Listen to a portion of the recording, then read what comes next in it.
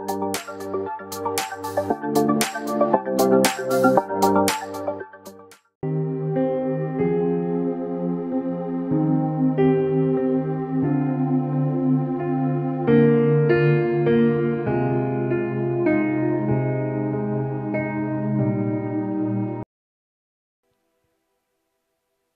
दिवसामध्ये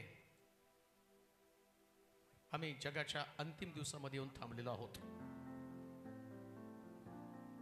जर जगाची परिस्थिती आम्ही पाहिली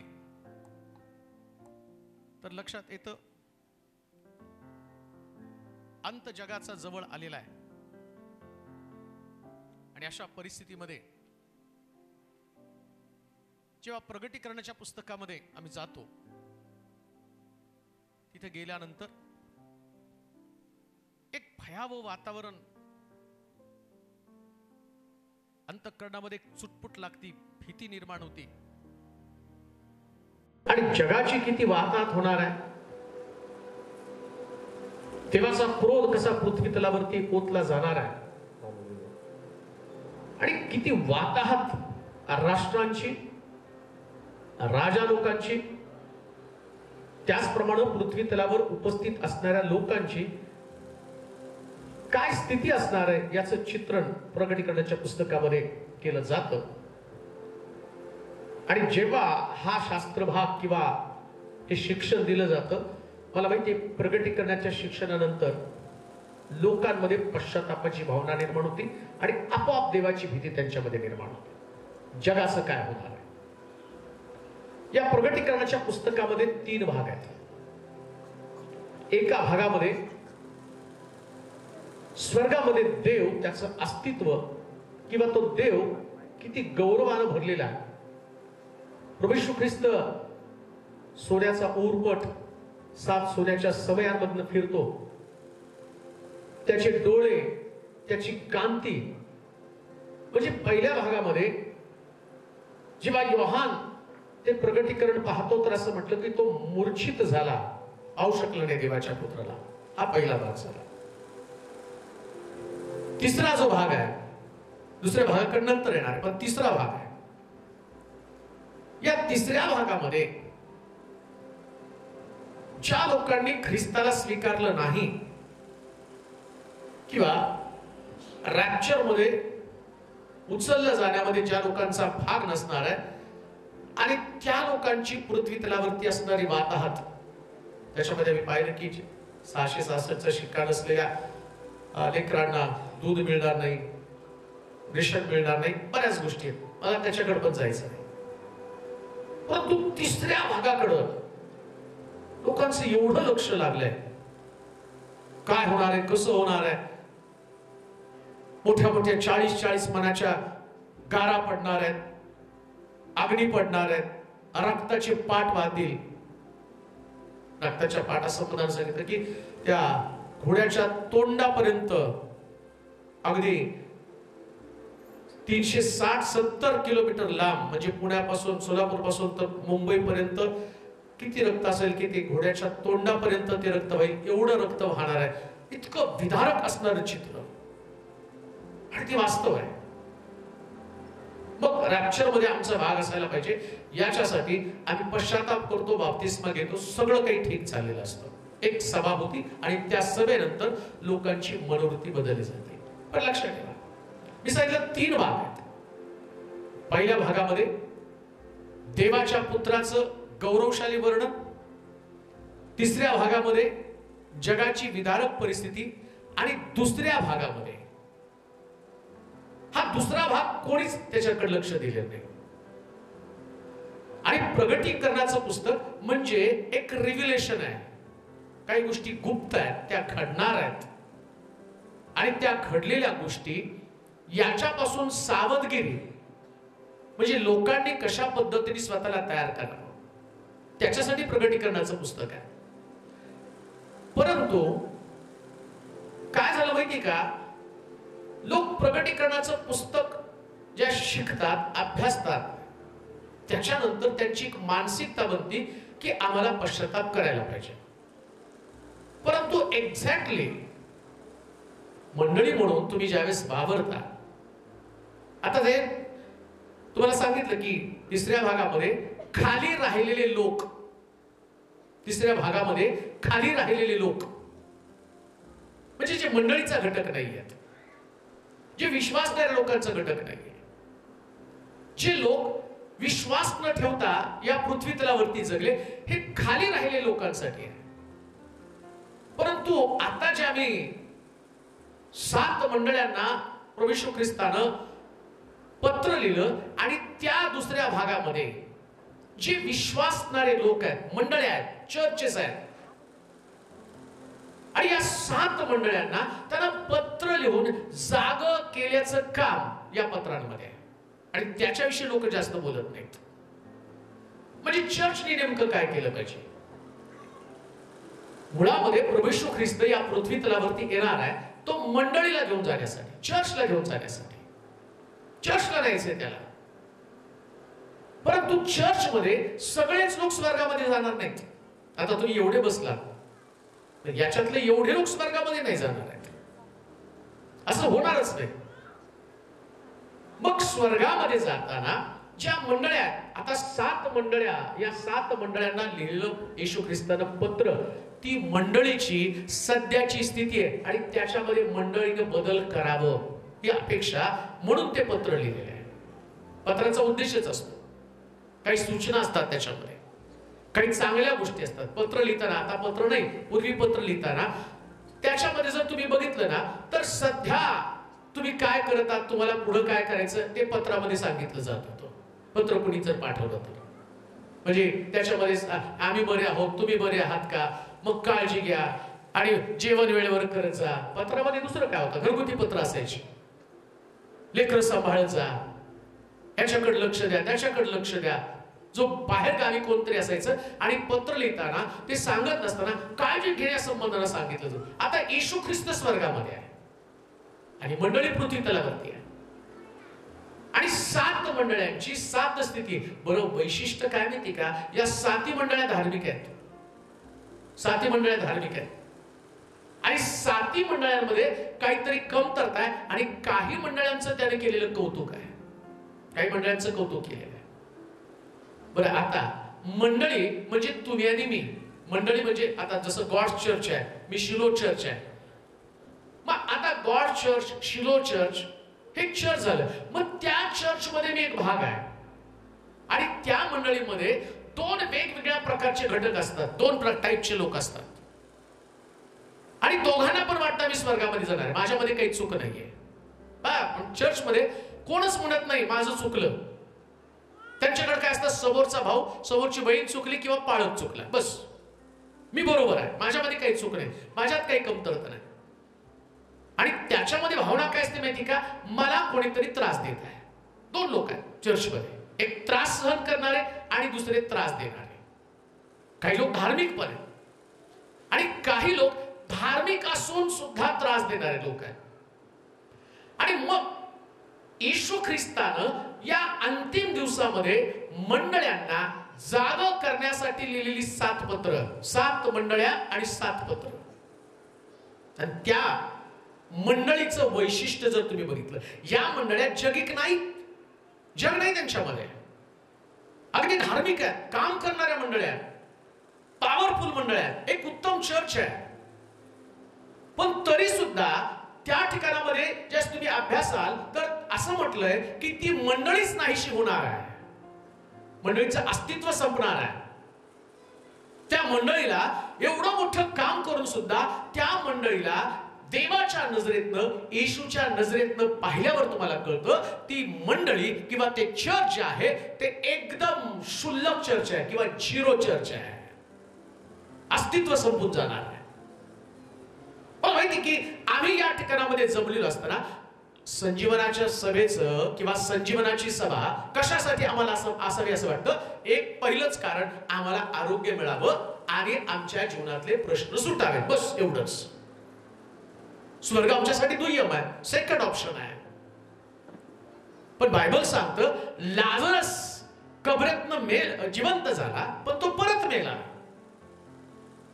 तिरडीवरचा मुलगा नाईन गावामध्ये येशूने प्रवेश केल्यावर त्या मुलाला स्पर्श केला आणि तोही जिवंत झाला पण परत मेला. चमत्कार तुम्हाला मरेपर्यंतच तुमच्यामध्ये तो चमत्कार राहणार, पण मरणानंतर काय? प्रश्न जो आहे तो मरणाच्या नंतर काय? चर्च पण अस्तित्वात आहे.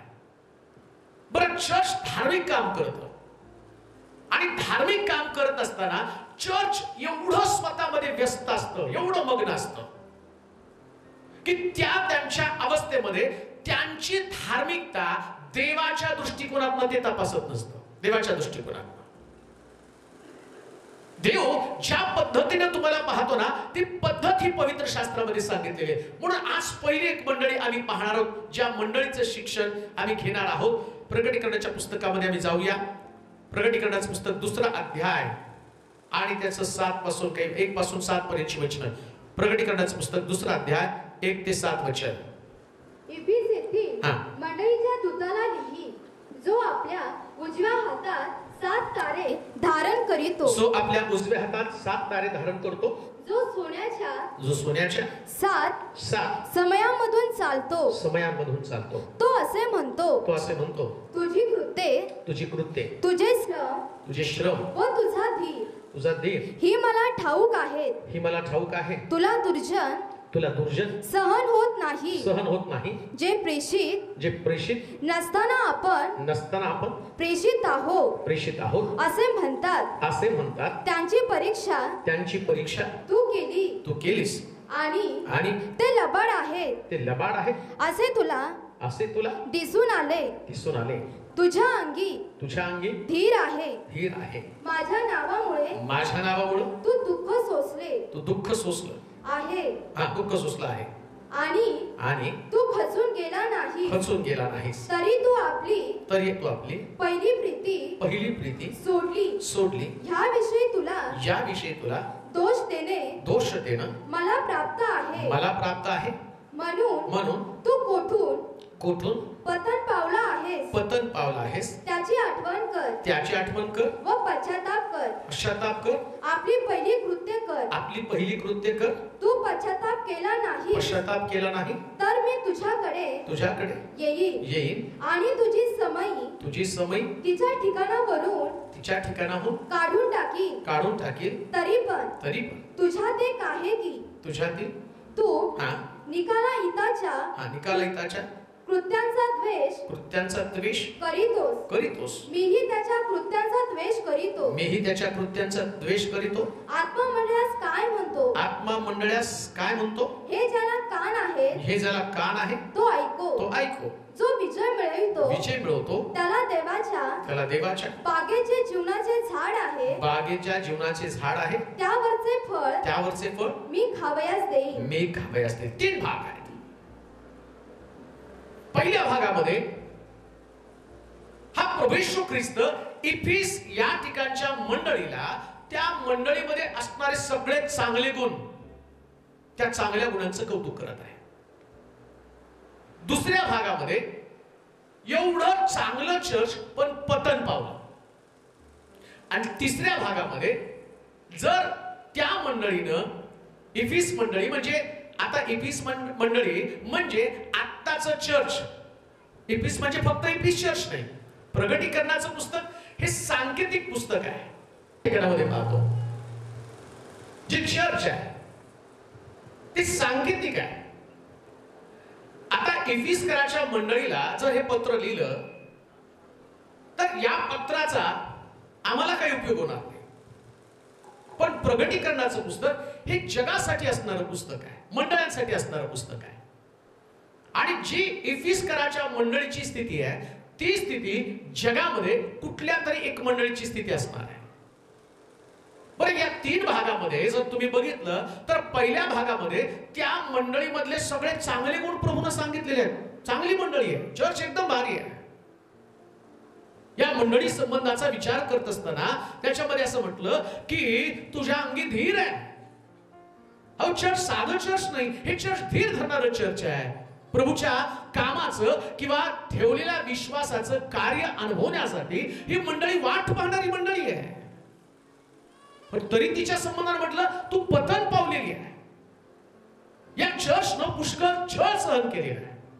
आणि या चर्चचं वैशिष्ट्य, इफिस या ठिकाणच्या मंडळीचं वैशिष्ट्य जर तुम्ही बघितलं त्या ठिकाणामध्ये, तर ही मंडळी खरी स्पिरिच्युअल मंडळी आहे, आत्मिक मंडळी आहे, श्रम करणारी मंडळी आहे. लक्षात घ्या, एक मंडळी म्हणून वावरत असताना जर तुम्ही श्रम करत आहात, सुवार्ता प्रसार आहे, आत्मे जिंकणं आहे, मोठमोठ्या कॉन्फरन्स करणं आहे, हे जागतिक चर्चमध्ये, आत्ताच्या चर्चमध्ये देखील याच प्रकारच्या गोष्टी आहेत. याच्यामध्ये आणि प्रभू त्या गोष्टीचं कौतुक करतो, अपलिफ्ट करतो की चांगली गोष्ट आहे तुम्ही करत आहात. आत्मे जिंकण्यासाठी बाहेर पडलेल्या लोक यायला पाहिजे, लोकांचं तारण व्हायला पाहिजे, लोकांचा उद्धार व्हायला पाहिजे. पण घडतं काय माहिती का, असं शास्त्रात लिहिलं, मी दुसऱ्याचा द्राक्षीचा मळा राखायला गेलो, पण माझाच द्राक्षीचा मळा कोणीतरी उद्ध्वस्त केला. आम्हाला वाटतं लोकांचं तारण व्हायला पाहिजे आणि आम्ही काय करतो माहिती का, आम्ही म्हणतो लोक जिंकावेत, लोक जिंकावेत, लोक जिंकावेत. ठीक आहे, लोकांसाठी तुम्ही गडबड करत आहात, नाही त्यांना तारणामध्ये आणलं पाहिजे. आणि प्रभू येशू ख्रिस्तानं पण ते पाहिलं, अरे यांना लोकांचं तारण त्याच्यामध्ये जास्त इंटरेस्ट आहे, पण स्वतःचं पतन व्हायला लागले हेच त्यांच्या लक्षात येत नाही ना. मंडळीची अवस्था प्रकटीकरणाच्या पुस्तकामध्ये 21 मंडळी संबंधानं ज्या सांगितलं गेलं, तर त्या ठिकाणामध्ये असं म्हटलं की तुम्ही इतकी चांगली, ह्या चर्चचं सौंदर्य जर तुम्ही पाहिलं तर असं म्हटलं, तुला खोटे शिक्षक सुद्धा आवडत नाहीत आणि तू लोकांची पारख करते, संदेष्ट्यांची पारख करणारी मंडळी आहे. संदेष्ट्यांची पारख करणारी. हो, कोणताही सेवक आल्यावर ही मंडळी डोळे झाकून विश्वास ठेवत नाही. आता जर तुम्ही बघितलं तर मंडळानं आव जाऊ घर तुम्हाला, कोणी पण या आणि टिपली मारून जा, नाही का, कोणी पण आलं, काही पण शिक्षण दिलं आणि ते आज यांनी म्हटलं माता परमेश्वर, उद्या म्हटलं पिता परमेश्वर, परवा म्हटलं येशू भाऊ, परवा म्हटलं येशू मित्र, काय शिक्षण गेली, याच्याकडे डुबकी, त्याच्याकडे डुबकी, त्याच्याकडे डुबकी. त्या मंडळी संबंधानं नाही बोलत तो, त्या मंडळी संबंधानं बोलत नाही. ती अशी मंडळी आहे. त्या मंडळीचं वैशिष्ट्य जर तुम्ही पाहिलं ना, तर एक वैशिष्ट्यपूर्ण मंडळी, अशी सुरेख आत्मिक मंडळी की त्या मंडळीला खोटे संदेष्टे ओळखण्याचं दान आहे.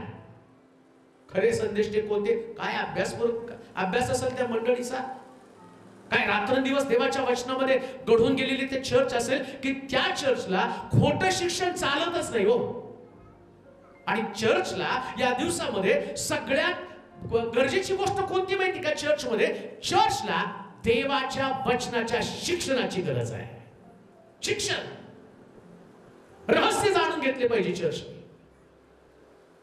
कारण अंतिम दिवसामध्ये तो म्हटला की विश्वासणारे सुद्धा त्यांची फसगत होणार आहे, विश्वासणारे सुद्धा पतन पावते.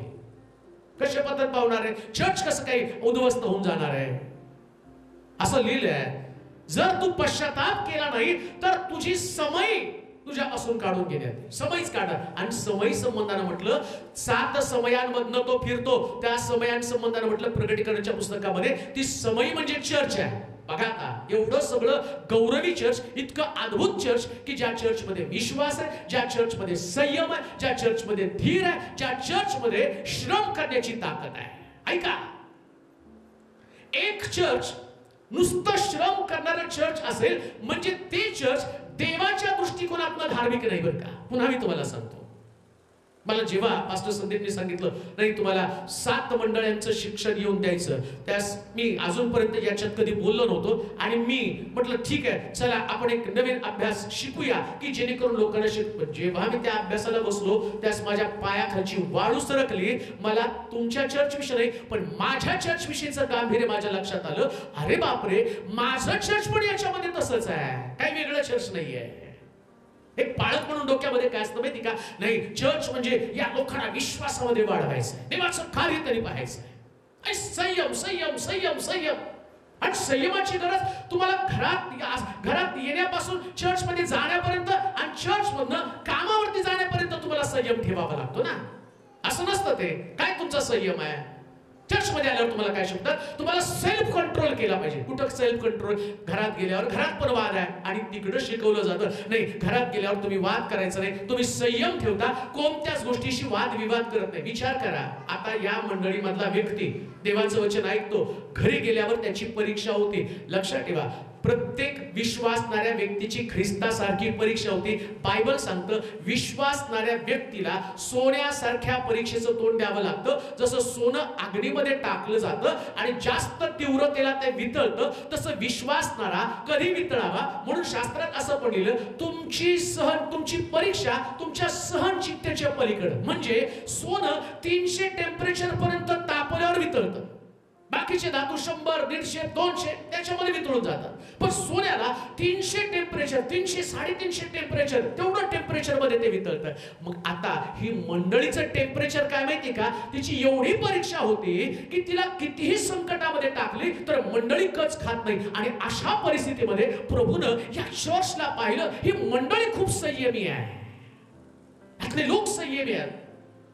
घरामध्ये त्यांना किती प्रश्नाला तोंड द्यावं लागतं. उपाशी तापाशी राहणारे लोक आहेत, नोकरी गेली तरी कुरकुर न करणारे लोक आहेत, उपाशी राहिल्यानंतर देवाच्या सानिध्यामध्ये आनंद उपभोगणारे लोक आहेत. असलं चर्च गौरवी चर्च आहे. परंतु तो म्हणतो हे मंडळी पतन पावली, मंडळी पतन पावली. तुम्हाला पश्चाताप करावा लागणार आहे. कोणत्या गोष्टीचा पश्चाताप करावा लागणार आहे? एवढं सगळं चांगलं असताना काय घडतं माहिती का? नेहमी सैतान तुम्हाला सगळ्यात तुम्ही किती चांगले हे तुम्हाला दाखवतो. आम्ही आपल्या चर्चकडे बघितल्यावर आपण काय म्हणतो, आता माझ्या चर्च विषयी, तुमच्या चर्च विषयी नेहमी सांग, माझ्या चर्च विषयी आणि आमचे आपलं चर्च सोलापुरातलं सगळ्यात भारी चर्च आहे. ठीक आहे, वासरातलं गडी काय शहाणी, बाकीच्या लोकांना काय माहित नाही. त्याच्यामध्ये तुम्ही उड्या मारता आणि तुम्ही एकमेकांचं कौतुक करता, तुम्ही एकमेकाला सांत्वन देता आणि तुम्ही आपल्याकडे किती विश्वास आहे, आपण आमकं केलं, आम्ही तर. आता स्वर्गातला देव इशयाच्या घरी, दावीद इशयाच्या घरामध्ये शमूएल गेला. त्या शमूएल तो म्हटलं की जा इशयाच्या घरामध्ये एक मुलगा आहे, त्या मुलाला तुला राजाचा अभिषेक करायचा. शमूएल गेला. शमूएलाने पहिला मुलगा पाहिला, तो म्हटला देवा यालाच राजा करतो. तो म्हटला नाही, हा नको राजा. त्याला दुसऱ्याला बोलवलं, म्हटलं देवा हा पण छान आहे, उंचापुरा आहे, याला करतो. तो म्हटला हा पण नाही. बघता बघता 7च्या 7 घालवले.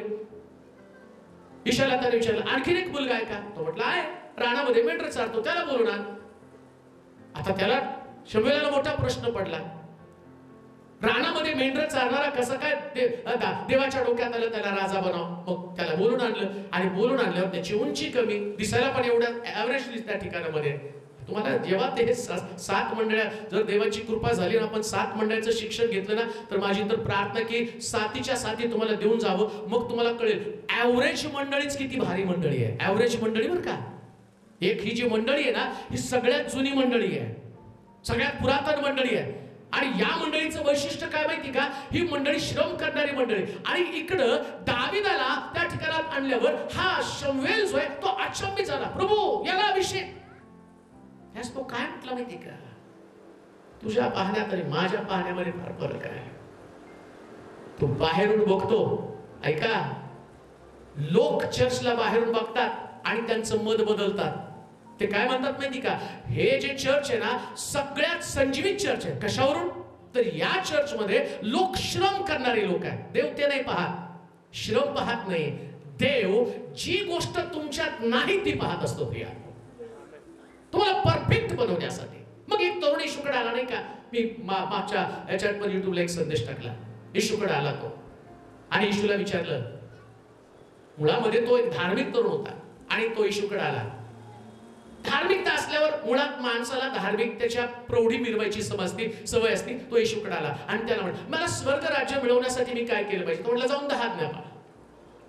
आणि मग लगेच त्यांचं ऐकलं. मुळामध्ये याला मी 10 आज्ञा पाळतो हे येशूला दाखवून द्यायचं होतं. बाकी त्याचं दुसरं काय नव्हतं, भाव मारायला जायचं होतं. मी 10 आज्ञा पाळतो, मग येशूच्या कानावर गेलं पाहिजे. आम्ही पण नाही का कोण पाळक घरामध्ये आले की आमच्या पोराला बोलतो इकडे म्हण स्तोत्र म्हण, 23 स्तोत्र, 15 स्तोत्र, आणि आम्ही टाळ्या, पाठ आहे आमचं पाठ आहे. तसं हे पण पोरग इतकं मोठा घोडा तो येशूकडे गेला आणि येशूला विचारलं स्वर्ग राज्यात जायला काय पाहिजे? आता येशू तो येशू आहे. येशूला माहिती होतं हा कशासाठी आला. याला 10 आज्ञेचं आणि ते घोडं माझ्या समोर नाचवायचंय. मग येशू म्हटलं जाऊन 10 आज्ञा पाळ. तो म्हटला पाळ, अजून जास्तीचं काय करावं, माझ्यात अजून काय कमी आहे?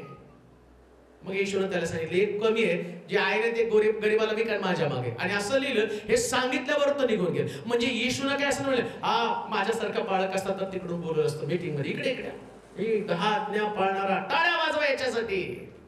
तुम्हाला जमत नका वाजवू, बघा असं येशू त्याला म्हणलं असतं, म्हणजे तुम्हाला एवढी सवय लागली, मी काय बोलायला तुम्ही कधी कृती करता. प्रॉब्लेम तोच आहे.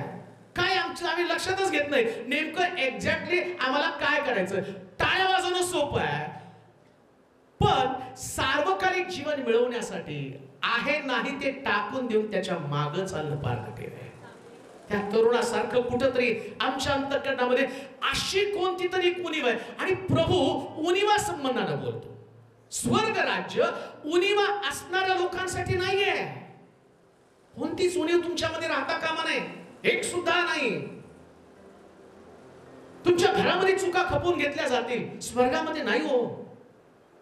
आज एवढी वर्ष प्रभू येशू ख्रिस्त येण्यासाठी विलंब करत आहे, एवढं मंडळांचा छळ चालू आहे, एवढी जगामध्ये जर तुम्ही बघितलं विश्वासणाऱ्यांचे आतोनात हाल चालू आहे, मग का प्रभू विलंब करत आहे?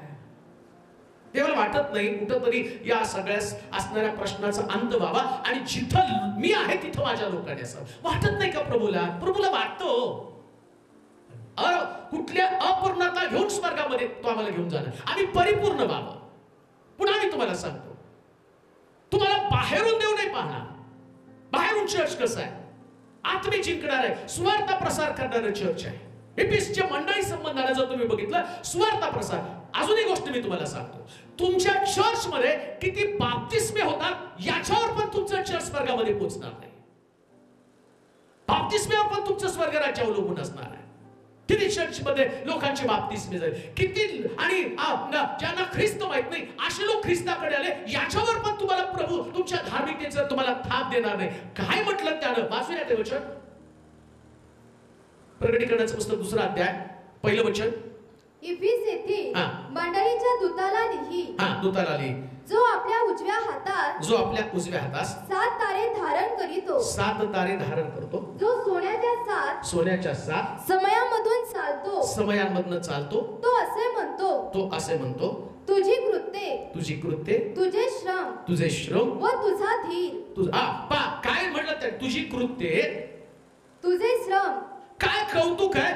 प्रत्येक चर्चचं कृत्य देव पाहतो. ऐका, तुम्ही नाताळला चर्चला आला आणि कुठले कपडे घातले आणि घरी जाऊन काय बिर्याणी केली, ईस्टरला कोणते कपडे घातले, गुड फ्रायडेला तुम्ही कसं आला, हे काही तुमचं कृत्य प्रभू नाही बघणार आहे.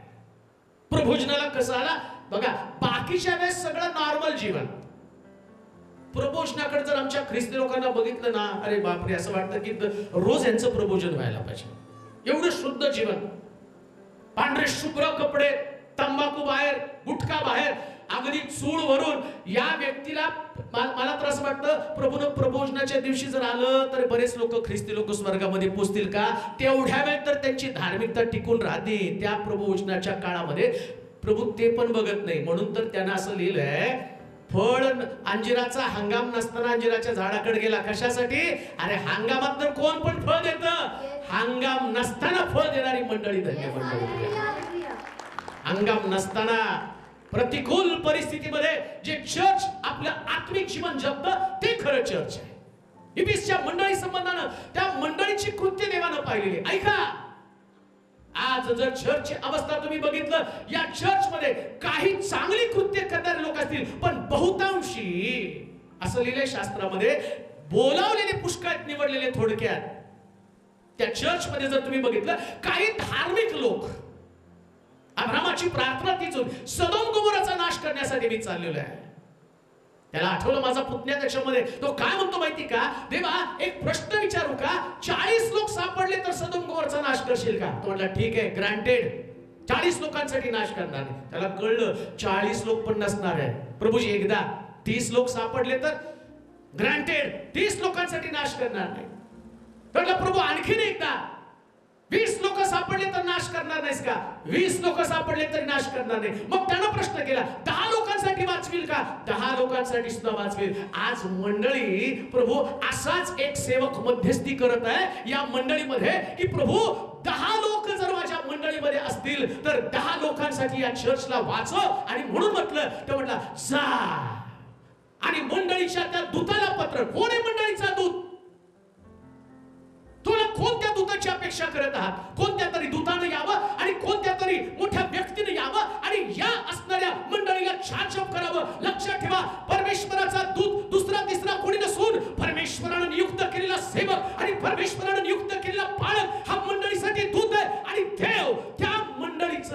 वाक्य फक्त सेवकाला प्रगट करतो. तुमच्या मंडळी संबंधीचं शिक्षण हे फक्त तुमच्या पाळकाला तो प्रगट करत असतो. दूताला पत्र लिहिलं, त्या मंडळीच्या दूताला, त्या सेवकाला पत्र लिहि म्हणून सांगितलं. म्हणून हे सेवकाचं पत्र आहे. वास्तविक पाहता हे सांगण्याचा माझा अधिकार पण नाही, हा सांगण्याचा अधिकार हा देवाच्या सेवकाचा आहे, कारण प्रभूनं त्याला सांगितलंय. पण तरी सुद्धा मी तुम्हाला सांगत आहे, याचं कारण काय माहिती का? आम्हाला समजावं मंडळीमध्ये सेवकाचं महत्व काय आहे, त्याचा काय इम्पॉर्टन्स आहे. आणि आज जर तुम्ही बघितलं ना, मंडळीचा नाश होण्याचं कारण काय माहिती का? मंडळी आपल्या सेवकाचं किंवा देवानं ठेवलेल्या दूताचं, आता देव स्वर्गातनं दूत पाठवणार नाही, देवानं ऑलरेडी इथं आमच्यासाठी जे ठेवलेले आहेत तेच खरे देवाचे सेवक, तेच त्या देवाचे दूत आहेत. आणि त्यांच्या माध्यमातून यांना पत्र लिहि, दूताला पत्र लिहि. कोण दूत आहे? देवाचा सेवक दूत आहे. आणि तो देव, त्या दूताचं तुम्ही ऐकत नाही. आणि तुम्हाला वाटतं स्वर्गातल्या दूतांचं, बरं तुम्हाला दूतांमधला आणि भूतांमधला तर फरक कळला पाहिजे ना, तोच पण आम्हाला कळत नाही, दूताचा आणि भूताचा फरक.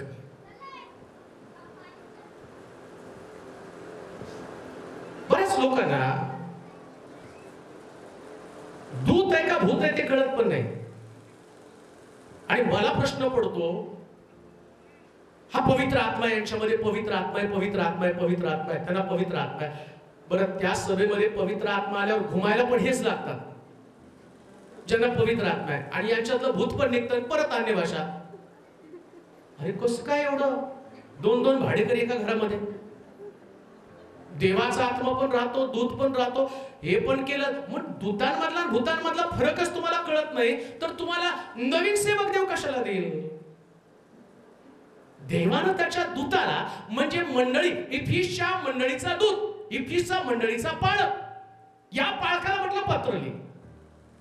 त्याला दुसऱ्या त्याने नाही सांगितलं इफिसच्या मंडळीचा दूत वेगळा, परगमच्या मंडळीचा दूत वेगळा, लवादियाच्या मंडळीचा दूत वेगळा, सगळ्या वेगवेगळ्या दूतांना देवाने पत्र लिहि. म्हणजे त्या मंडळीची समस्या, कोणती समस्या? ह्या मंडळीचं श्रम प्रभूनं पाहिलं. आज तुमची मंडळी श्रम करणारी मंडळी असते आणि प्रभू त्या श्रमाकडे पाहतो. पण श्रम करता करता सुद्धा आम्हाला आनंद वाटतो. हो आम्ही सांगतो, साहेब एवढे आत्मे आणले बरं का मी. आणि सगळी गडबड काय माहिती का? आत्मे जिंकणारे लोक आहेत ना, ते फार गर्विष्ठ बनतात बरं कपडं. सॉरी बरं का, पण वास्तव सांगतो तुम्हाला, हे बायबल मधलं सांगतो तुम्हाला. आत्मे जिंकायला लागले ना, तुमचे 10 आले त्यांचे 12 आले ना, ते एकमेकांकडे खुंडच बघतात, तुझ्यापेक्षा जास्त मी आणले. आत्मे देवानं पित्यानं आकर्षित केल्यापासून कोणी पुत्राकडे कोणीच येऊ शकत नाही. त्यांना देवानं आकर्षित केलं आणि देवानं गाढव वापरलं. तुम्ही गाढव आहात, तुम्ही कोणी फार मोठी व्यक्ती नाही, गाढव वापरलं गेलं मला ज्ञान सांगण्यासाठी. पण कधी कधी ह्या मंडळीमधलं जर वैशिष्ट्य जर तुम्ही बघितलं ना, ही श्रम करणारी मंडळी, आत्मे जिंकणारी मंडळी. आणि बऱ्याच मंडळ्यांचं वाताहत होण्याचं कारणच आत्मे जिंकण आहे. का वाताहत होण्याचं कारण सांगू का तुम्हाला? त्या मंडळीमध्ये मी जे करतो ते सगळ्यात भारी काम, म्हणजे मी देवाचं काम करतो हे नाही, माझ्यामध्ये ईर्ष्या आली, मी जास्त आत्मे जिंकले, मी जास्त आत्म्यांकडे गेलो, माझं आणि मंडळीमध्ये माझं महत्व वाढलं पाहिजे. आणि मग बरेच लोक, आम्ही एवढं करतो तरी पाळकाचं लक्ष आमच्याकडे नाही. अरे पाळक नसतो बघत, देव बघत असतो. तुझी कृत्य देवानं पाहिली, प्रभूनं मंडळीची कृत्य पाहिली, तुमचं कृत्य देव पाहत आहे, प्रभू तुमचं कृत्य पाहत आहे. म्हणजे काय हो, तुम्ही आत्मे जिंकले, पण ते आत्मे जिंकलेले असताना तुमच्यामध्ये जेवढे आत्मे जिंकाल तेवढी नम्रता यायला पाहिजे, तेवढे नम्र बनलं पाहिजे. जगाला जिंकणारा प्रभू येशू ख्रिस्त क्रूसावरती इतका नम्र झाला. त्या क्रूसावर ज्याने त्याच्या तोंडावरती थुंकलं, ज्याने त्याच्या दाढीचे केस उपटले, पण तो म्हणतो, हे बाप्पा यांना क्षमा कर. याच्यासारखी नम्रता मंडळीमध्ये असणं गरजेचं आहे. नम्रता, तुमचं कृत्य देव पाहत आहे. ऐका, प्रार्थना करत आहात, प्रार्थनेनंतर तुमचं व्यक्तिगत जीवन, त्यातलं कृत्य देव पाहत आहे. एक व्यक्ती प्रार्थना करतो, प्रार्थना म्हणून त्याची ओळख आहे चर्चमध्ये, पण घरी गेल्यानंतर तो व्यक्ती त्याच मुखानं अपशब्द, शिवीगाळ, निंदा आणि कुठंतरी स्पर्धा करत एकमेकासाठी. मला माहिती आहे आज मंडळांची जी वास्तव स्थिती आहे ना, ही इफिसकराच्या मंडळीमध्ये असणारी स्थिती आणि आताच्या मंडळीची स्थिती वेगळी नाहीये. कित्येक वेळा चर्च सुटल्यावरती ज्या चर्चा आम्ही पाहतो ना, या चर्चेमध्ये कोणाची आत्मिक उन्नती नसती. इकडं प्रभूला आम्ही पाहतो, त्याची उपासना करतो, त्याची आराधना करतो, पण चर्च सुटल्यानंतर जर तुम्ही तिथं पाहिलं तर तुमच्यामध्ये ती धार्मिकता नसती. जी धार्मिकता देव चर्च मधनं तुमच्याकडनं अपेक्षित करतो, ती बाहेर गेल्यावर सुद्धा तुमच्याकडे तीच धार्मिकता, तेच कृत्य प्रभू तुमच्याकडनं पाहणार आहे. आणि त्या कृत्यामध्ये शास्त्र सांगतं, मी तुला तपासलं, तुझी कृती पाहिली. आज देव आमची कृत्य पाहत आहे. चर्च देव तुमचं कृत्य पाहत आहे. जे तुम्ही चर्च मध्ये करता ते देव पाहत नाही. चर्च मध्ये तुम्हाला लिमिटेशन्स आहेत. बरं, आता प्रॉब्लेम काय माहिती का, लोक एवढे बंड झालेत ना, त्यांना ना त्या पुलपीटचं कळना, ना त्या खुर्चीचं कळना, ना त्या जागेचं कळना, कुठल्याच गोष्टीचं महत्व कळना. ते आपलं महत्व वाढवण्यासाठी धडपडत असतात. अशी वास्तव स्थिती चर्च आहे. विचार करा, जर चर्च देवाच्या इच्छेप्रमाणे जीवन जगायला सुरुवात करेल ना, त्या चर्च मध्ये नुसतं आत्म्यांचं स्थान नव्हे, एक शब्द त्यानं वापरला, तो पश्चाताप करणे, तर तुझी समय तुझ्यापासून काढून घेण्यात येईल. आज मंडळांमध्ये पश्चातापच गायब आहे. सगळ्या पण पश्चाताप गायब आहे. लोक एवढे कठीण झालेत ना, आम्ही चुकतो, आमच्यामध्ये काही कमतरता आहे, ही भावनाच लोक विसरून गेलेली आहेत. आणि एवढी चांगली मंडळी, या मंडळीचं प्रभू स्वतः कौतुक करत आहे. येशू त्या मंडळीचं कौतुक करत आहे. तुझं श्रम, अजून काय म्हटलं,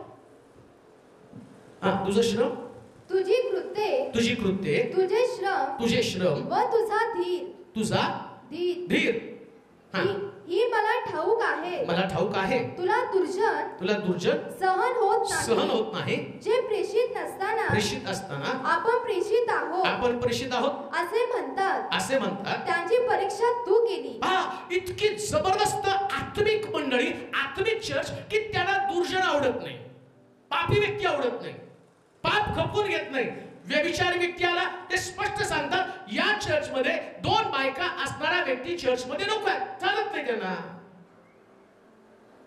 दारूबाज व्यक्ती त्यांना चालत नाही चर्च मध्ये.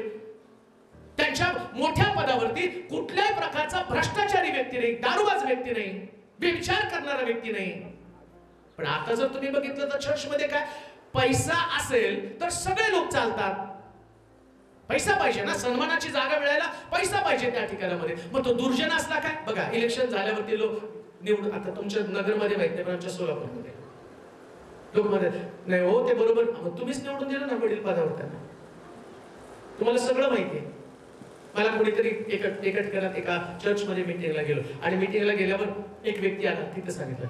मग तो व्यक्ती मला भेटला, त्याने स्वतःची इंट्रोडक्शन करून दिली, मी असा मोठ्या पदावरती आहे. मग दुसरा सभासद आला, अहो काय घेऊन बसला, चर्च मधल्या एका बाई बरोबर त्याचं भानगड.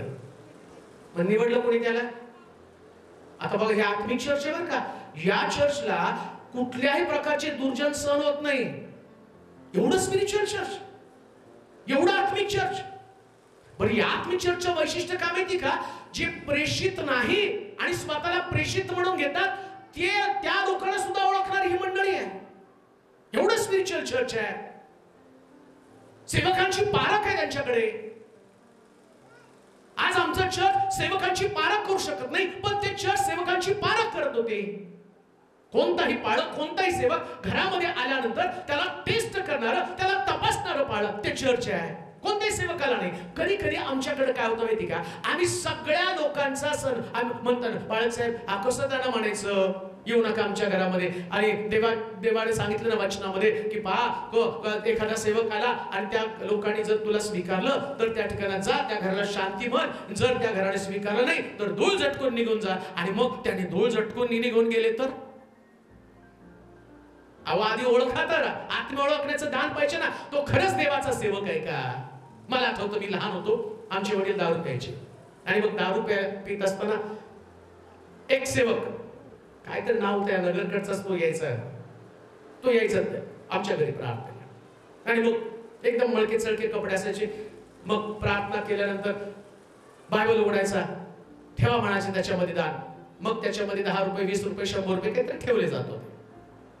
मग बऱ्याच वेळा आम्ही बघितलं की हा येतो जातो, त्याच्यानंतर त्याने सांगितलं आमच्या वडिलांची दारू सुटावं म्हणून कोणला कुठलं तरी गाव होतं या ठिकाणामध्ये जे दारू सोडायचं, या नगरच्या जवळच कुठलं तरी, तिथं घेऊन जा आणि त्या ठिकाणात गेल्यावर दारू सोड. अरे मग तुम्ही घरामध्ये येता, प्रार्थना करता आणि त्या नंतर सांगता मांत्रिकाकडे जा. आणि आम्ही त्याला स्वीकारत होतो. आम्ही घरामध्ये एक दिवशी माझंच डोकं फिरलं. म्हटलं हा माणूस असं म्हणतो ना, हा सेवक नसावा. मी त्याच्या मागे मागे गेलो आणि हा काय करत होता, यायचा आमच्या घरामध्ये प्रार्थना करायचा, त्या बायबलमध्ये पैसे ठेवायचा आणि मी त्याच्या माग काढत गेलो आणि बघितलं तर दारूच्या गुत्त्यामध्ये घुसला आणि तो दारू प्यायला आणि आम्ही त्याला देत होतो, येत होतो, चहा पाणी करत होतो. मग काय मंडळीची अवस्था, आहो जाओ कोणी पण या, काय पण करा. आता एवढं ही मंडळी एवढी पॉवरफुल होती, कोणत्या सेवकाला घरामध्ये घेताना 10 वेळा विचार करत होती आणि पतन झालं. आमचं काय, त्या मंडळीचं पतन झालं. त्या मंडळीला प्रभूने दोष दिला.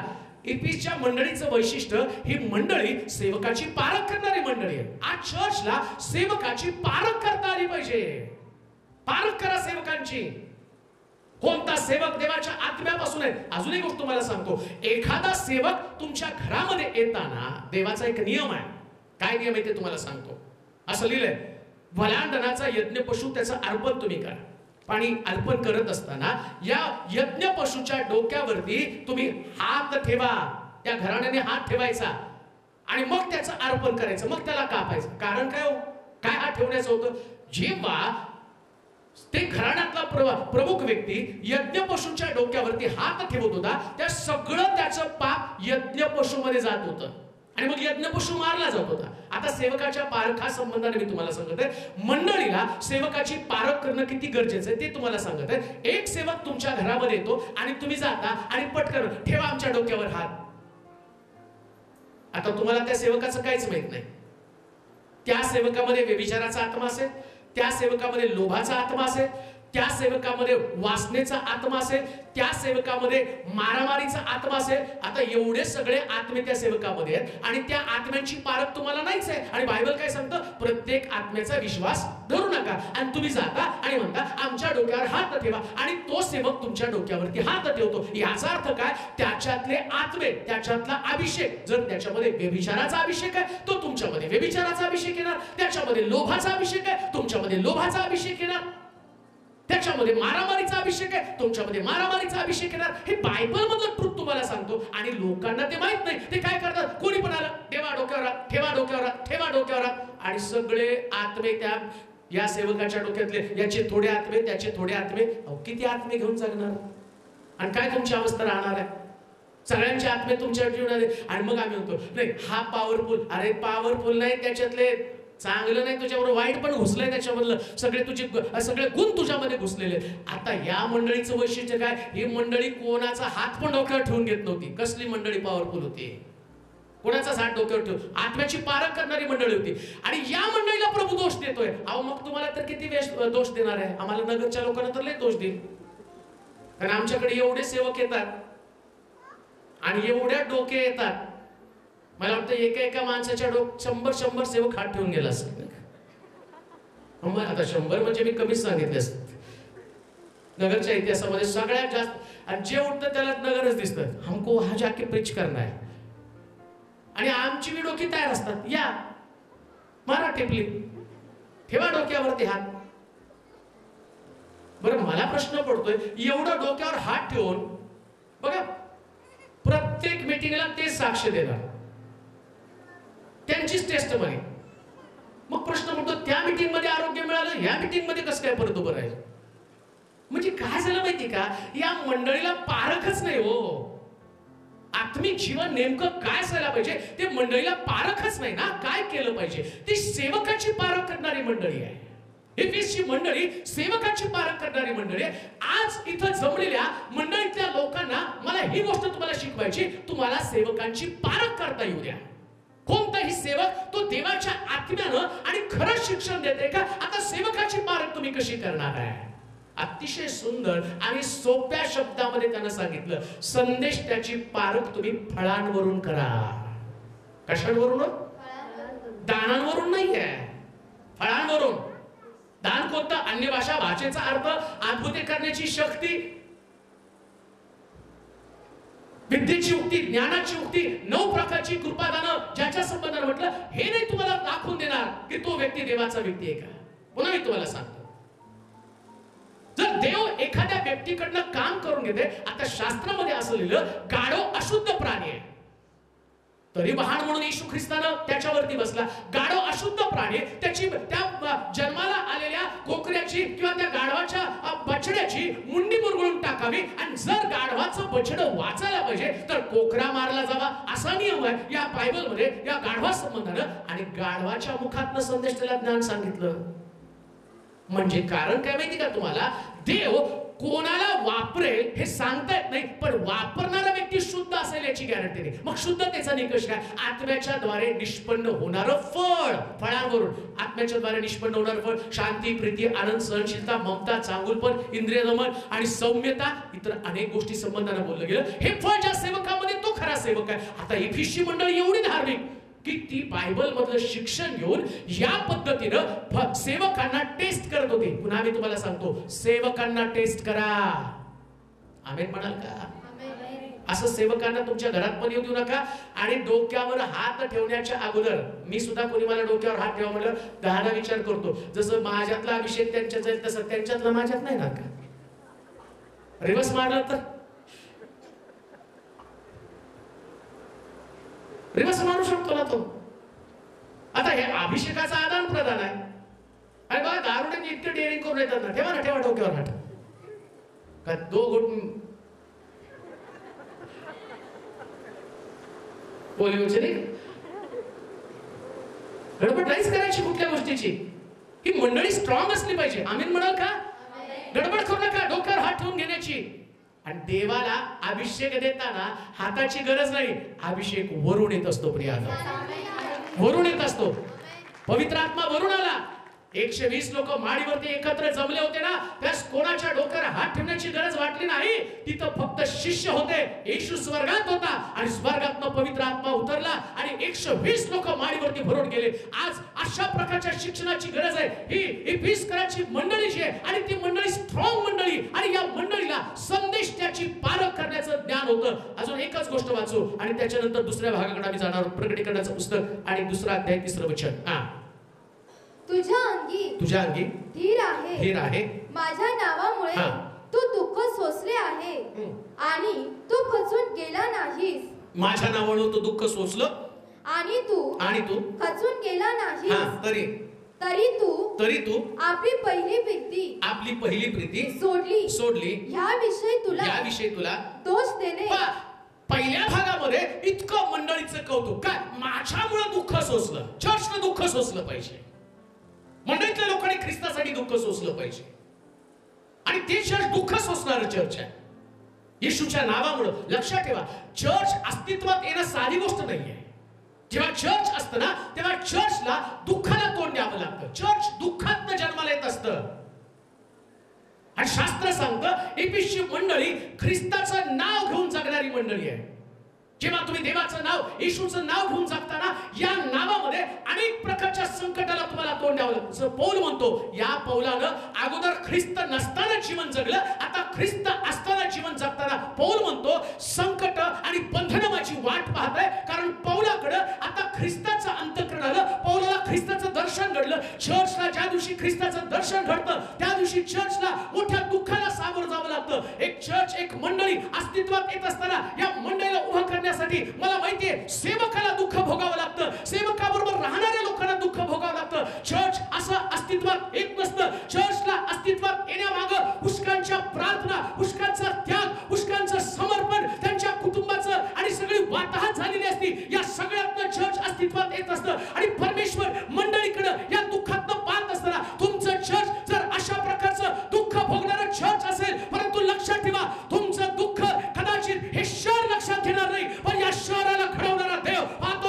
आणि तो म्हणतो तुझं दुःख मी पाहिलेलं आहे. लक्षात ठेवा, चर्च या दिवसामध्ये आनंद करा की तुमच्या दुःखाचा अंत होईल. एक दिवशी तुम्हाला प्रतिफळ असणार आहे. म्हणून चर्चनं एक्साइट असलं पाहिजे. आज आम्ही दुःख भोगत आहोत, परंतु माझ्या देवानं माझं दुःख पाहिलेलं आहे. माझ्या देवानं माझं दुःख पाहिलेलं आहे.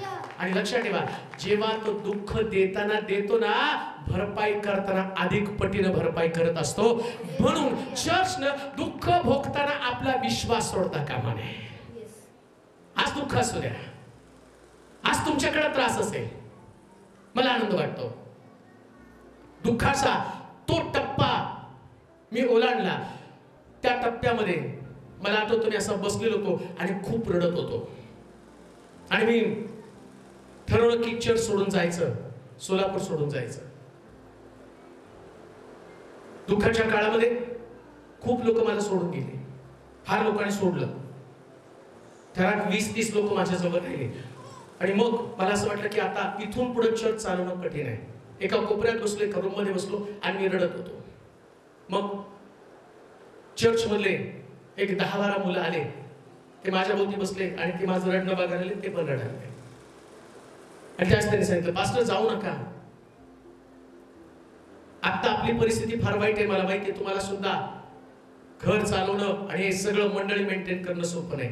पण रडता रडता ते तरुण माझ्या जवळ आले, ते बोलले, बाळक साहेब एक संधी द्या, पेपर टाकतो, दुधाच्या पिशव्या टाकतो आणि तुम्हाला मदत करतो, पण तुम्ही जाऊ नका. ते ऐकल्यावर मी खूप रडलो आणि म्हटलं आता जर यांना वाऱ्यावर सोडून निघून गेलो तर ह्या तरुण लेकरांचा नाश होईल. मला तर देव उभं करेल आज ना उद्या, या सगळ्या कठीण परिस्थितीमधून मी बाहेर पडेल. देवाचे प्रिय लोक, त्यावेळेस चर्चनं दुःख भोगलं, मी दुःख भोगलं, पण आज चर्च माझ्या बरोबर आनंद करत आहे का? आमचं दुःख देव पाहतो. इफिसकराच्या मंडळीसारखं बना, सेवकासमोर, सेवकाच्या बरोबर, सेवकाच्या संगती दुःख भोगण्याची तयारी ठेवा. का? कारण देव हे दुःख पाहत असतो. या मंडळीचं दुःख त्यानं पाहिलं. धन्य ते चर्च जे कठीण परिस्थितीमध्ये आपल्या लोकांना सोडून जात नाही. ऐका, आज चर्चकडे काय प्रॉब्लेम माहिती का? आम्हाला मंडळी म्हणून काय वाटतं, सगळं लक्झरी असलं पाहिजे, जागा मोठी असली पाहिजे, आम्हाला सगळे बसण्याची व्यवस्था चांगली असली पाहिजे. हे चर्चची एक अवस्था आहे. येशू ख्रिस्त हे चर्च दाखवताना डोंगरावरती त्यानं चर्च घेतलं, दाखवलं त्याने हे चर्च असं असतं. म्हणून त्यानं म्हटलं की आता ते चर्च नाही की जे बिल्डिंग मध्ये आहे. तो चर्च सांगताना म्हणतो दोघं किंवा तिघं एकत्र जमले तर तिथं चर्च तिथे आहे. आता इथं चर्च आहे. लोक म्हणतात हे कार्यालय, कार्यालय नाही, आम्ही कार्यालयामध्ये चर्च आलेलो आहोत. कार्यालयामध्ये आम्ही आलो. आता तुमचं हे दुःख, आणि लक्षात ठेवा, रानातला प्रवास हा दुःखाचा प्रवास आहे, पण रानातला अनुभव ही बायबल मधली साक्ष असते प्रियानो. आणि म्हणून ते दुःख इतिहास बनून गेलं पाहिजे. गॉड चर्चचं दुःख इतिहास बनला पाहिजे. एक दिवशी गॉड चर्च देव त्या लेवलला नेईल ना, त्यास लोक सांगतील याच रानामध्ये आम्ही एकेका गोष्टीसाठी झगडलो, परंतु आता प्रभूनं आम्हाला जसं आम्ही मिस्रामध्ये होतो, पण तिकडे ते म्हणतात आता आम्ही कनानामध्ये आहोत. लक्षात ठेवा, मिसर ते कनान हा चर्चचा इतिहास असावा. आणि म्हणून मंडळी, एफिसच्या मंडळीचं वैशिष्ट्य काय? ते दुःख भोगणारी मंडळी आहे. आता दुसरा भाग आपण पाहणार आहोत. ज्या पद्धतीचे अतिशय चांगले गुण प्रभूने पाहिले, परंतु तरी सुद्धा या मंडळीमधलं परफेक्शन किंवा पूर्णत्व,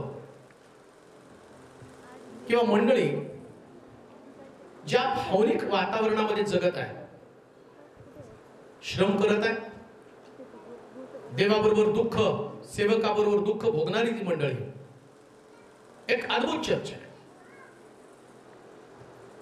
परंतु तरी सुद्धा मंडळी ज्या आत्मिक क्षेत्रामध्ये वाढत असताना दुःख सहन करणं, श्रम करणं, सेवकाची पारख करणं, आत्म्यामध्ये बलवान, सेवकाला विश्वासू प्रकारचं जीवन जगणारी मंडळी. परंतु ही मंडळी वाढत असताना मंडळीमध्ये कधी कधी दैहिकता निर्माण होते. आणि दैहिकता जेव्हा मंडळीमध्ये निर्माण होते ना, त्यास मंडळी पतन व्हायला सुरुवात होते.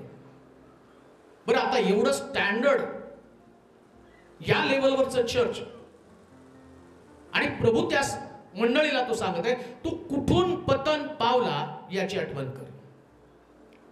मग मंडळीचं पतन नेमकं काय आहे?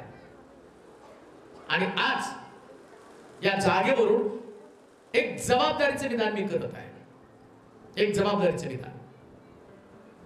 जगामधलं एकही चर्च या स्टँडर्डला टच करत नाही. हे जे स्टँडर्ड आहे, आणि सगळे चर्च त्याच्यामध्ये आहेत. सगळे चर्च पतन पावले. आणि पतनाचं कारण काय?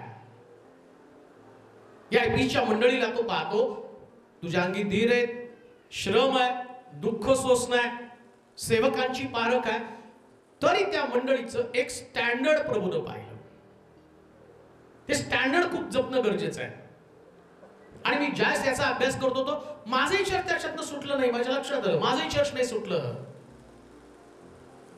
आणि ज्यावेळेस ही भावना माझ्यात निर्माण झाली त्यावेळेस मला असं वाटलं की अरे आपण एवढे वर्ष लोकांना शिकवतोय, पण जे शिकायला पाहिजे ते लोक शिकले नाहीत. दानधर्म करायला शिकले, प्रीचिंग करायला शिकले, सुवार्ता प्रसार करायला शिकले, सगळे शिकले, सगळ्या गोष्टीसाठी शिकले, आणि त्याच्यामध्ये ते मग्न झाले, गडून गेलेले आहेत. चर्चमध्ये तुम्हाला बेस्ट वर्शिप सापडेल, चर्चमध्ये बेस्ट सुवार्ता प्रसार सापडेल, चांगले काउन्सिलर तुम्हाला सापडतील, परंतु ज्या शिक्षणाची मंडळीला गरज आहे आणि ज्याच्याद्वारे मंडळी स्वर्गामध्ये जाणार आहे आणि मंडळी पूर्ण होणार, चर्च पूर्ण होणं गरजेचं आहे. वाचा बरं आता खाली त्याच्या प्रकटीकरणाचं पुस्तक 3रा अध्याय आणि त्याचं 2रा अध्याय 7 वचन. 1 पासून पुढे वाचा, 4 आणि 5 वाचा. तरी तू आपली पहिली प्रीती सोडली याविषयी तुला दोष देणे मला प्राप्त आहे. म्हणून तू कोठून पतन पावला आहेस त्याची आठवण कर व पश्चाताप करून आपली पहिली कृत्ये कर. तू पश्चाताप केला नाही तर मी तुझ्याकडे येईन आणि तुझी समई तिच्या ठिकाणावरून काढून टाकीन. तू पश्चाताप केला नाही. ऐका आता, हे चर्च एवढं गौरवी चर्च आहे, पण म्हणतो मी तिथं येईल आणि जी गोष्ट मला सापडली, मंडळीमध्ये आढळली, ती गोष्ट जर मंडळीमध्ये घडली नाही तर त्या ठिकाणातनं ती समई मी काढेल. आणि ती समई काय? 1 अध्याय 20 वचन वाचा, म्हणजे तुम्हाला कळेल नेमकं काय. प्रकटीकरणाचं पुस्तक 1 अध्याय 20 वचन. जे 7 तारे तू माझ्या उजव्या हातात पाहिले त्याचे आणि सोन्याच्या त्या 7 समयांचं गुज हे आहे. ते 7 तारे हे 7 मंडळांचे दूत आहेत आणि 7 समया ह्या 7 मंडळ्या आहेत. 7 मंडळ्या. आता तो काय म्हणतो माहिती का, मी तुझ्या मंडळीमध्ये पाहिलं आणि तुझी मंडळी अधपतन झाली, तिचं पतन झालं, आणि जर मंडळीनं पश्चाताप केला नाही तर त्या ठिकाणातनं समई काढेल. त्या ठिकाणातनं म्हणजे कोणत्या ठिकाणातनं? आज माझं चर्च सोलापूरमध्ये आहे. देवानं त्याला गौरव दिलं, लौकिक दिला, एक महिमा दिली. चर्चला ज्या पद्धतीचं गौरव प्रभूनं दिलं, परंतु चर्च गौरव नुसतं घेत राहिलं.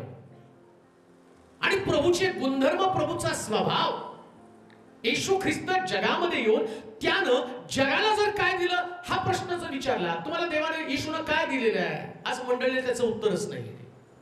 काय ख्रिस्तानं आम्हाला दिलेलं आहे? येशू ख्रिस्त जगामध्ये येण्याचा उद्देश काय हे विसरून गेलेलं आहे. आम्हाला काय वाटतं माहिती का, या बेसिक गोष्टी आम्हाला स्वर्गात नाही. मी म्हणतो या बेसिक गोष्टी आहेत. कोणता? सुवार्ता प्रसार बेसिक आहे. सुवार्ता प्रसार बेसिक आहे. वर्शिप तुमची बेसिक आहे. उलट तुम्ही वर्शिप करता, या वर्शिप मध्ये जर पावित्र्यच नसलं ना तरी वर्शिपच तुमचं अधपतन करणार, तुम्हाला खाली टाकणार आहे. ते बेसिक आहे सगळं.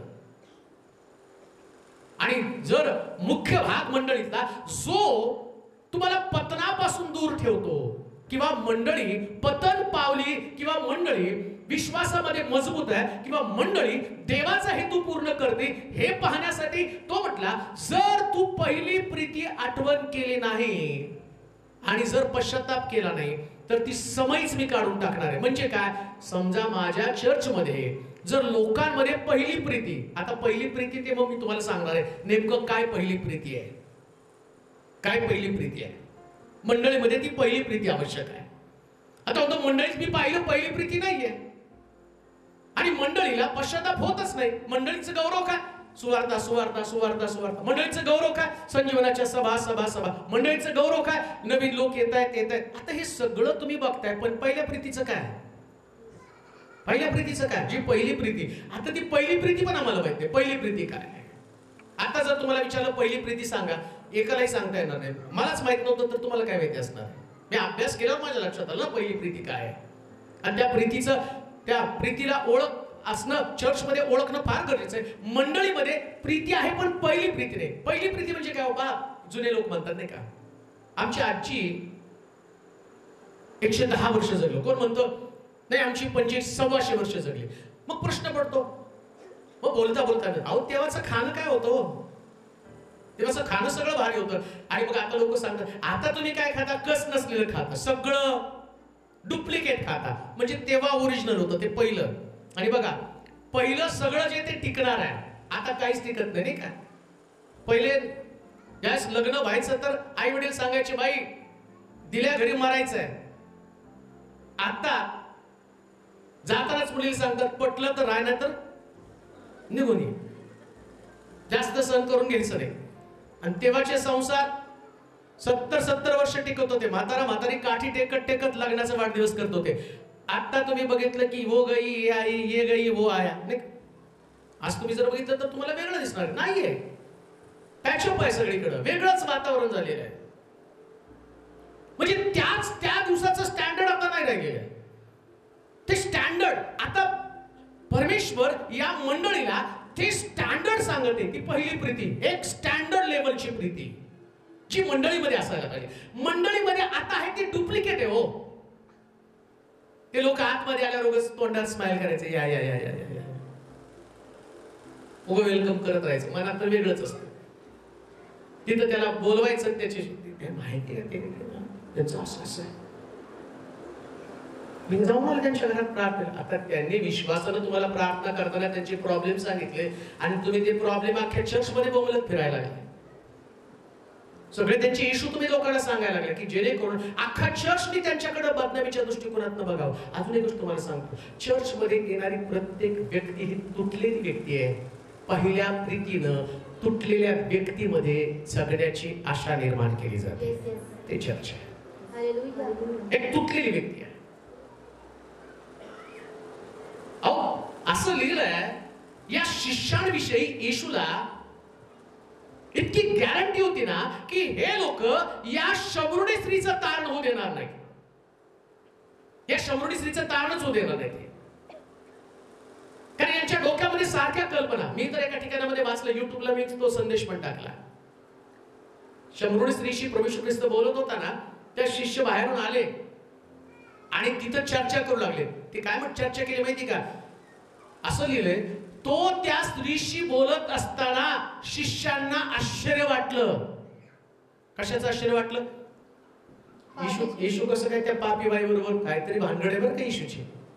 येशूला भानगडीत नाही अडकवलं तर बाकीच्या लोकांचं काय घेऊन बसलं. येशू तिच्याशी बोलतोय, ती कोण आहे माहिती आहे आपल्याला. आणि दुसरं ते मला तर वाटतं त्याच्या दोघं तिघं, म्हणून तर त्याने आपल्याला कटवलं ना. गावात भाकरी आणायला जा, भूक लागली म्हणून सांगितलं आणि आपल्याला गावात पाठवलं आणि स्वतः त्या बाईशी गप्पा मारत आहे. कुठल्या बाईशी? जी व्यभिचारी आहे. असं लिहिलंय शास्त्रात. शिष्य आश्चर्यचकित झाले, ते कोणाशी बोलत आहेत. म्हणजे मनुष्य ज्या दैहिक बनतो ना, तर त्याच्यातलं आत्मिक गोष्टी नष्ट होतात. आत्मिक गोष्टी काय? प्रत्येक व्यक्तीचं तारण ही आत्मिक गोष्ट आहे. प्रत्येक व्यक्तीचं तारण. पण चर्च मध्ये आज पहिली प्रीती गेलेली आहे. मग पहिली प्रीती कोणती आहे? एका गोष्टीचा दोष देणं तुला आवश्यक आहे असं म्हटलेलं आहे. अशाच पद्धतीनं जगातल्या प्रत्येक मंडळीकडे प्रभू पाहताना तो म्हणतो ती स्टँडर्ड लेवलची पहिली प्रीती. पहिलं एक स्टँडर्ड मी तुम्हाला दिलं होतं प्रीतीचं. आम्ही प्रीती करतो ती नाही, आमच्या प्रीतीचं स्टँडर्ड नव्हतंच आमच्याकडे स्टँडर्ड. ऐका, दाविदाच्या घरामध्ये दाविदाचा मुलगा दाविदाच्या बहिणीवर त्याची नजर जातं आणि तो काय म्हणतो माहितीये का? तिच्यावर माझं प्रेम जडलंय. काय स्टँडर्ड आहे या प्रेमाला? ती मला हवी आहे. मग त्याचा मित्र त्याला काय सांगतो माहिती का, तुला जर ती हवी असेल तर तू काय कर, आजारपणाचं विष कर, आजारी पडल्यासारखं वाग आणि काय कर, तुझ्या बापाला जाऊन सांग की तिच्या हातून मला जेवण करून दे. तुझा बाप त्या ठिकाणामध्ये तिला तुझ्याकडे पाठवेल, मग ती तुला भाकर बांधेल, बनवायला येईल आणि तिच्या हाताने खाताना तुला जे प्रेम व्यक्त करायचं तिथं कर. आणि मग तो दाविदाचा मुलगा त्या मुलीला बोलवतो आणि मग तिच्यावर बलात्कार करतो आणि दुसऱ्या क्षणाला तिच्याविषयी त्याच्या मनामध्ये तिरस्कार देतो. हे कुठलं स्टँडर्ड आहे? हे कुठलं प्रेम आहे?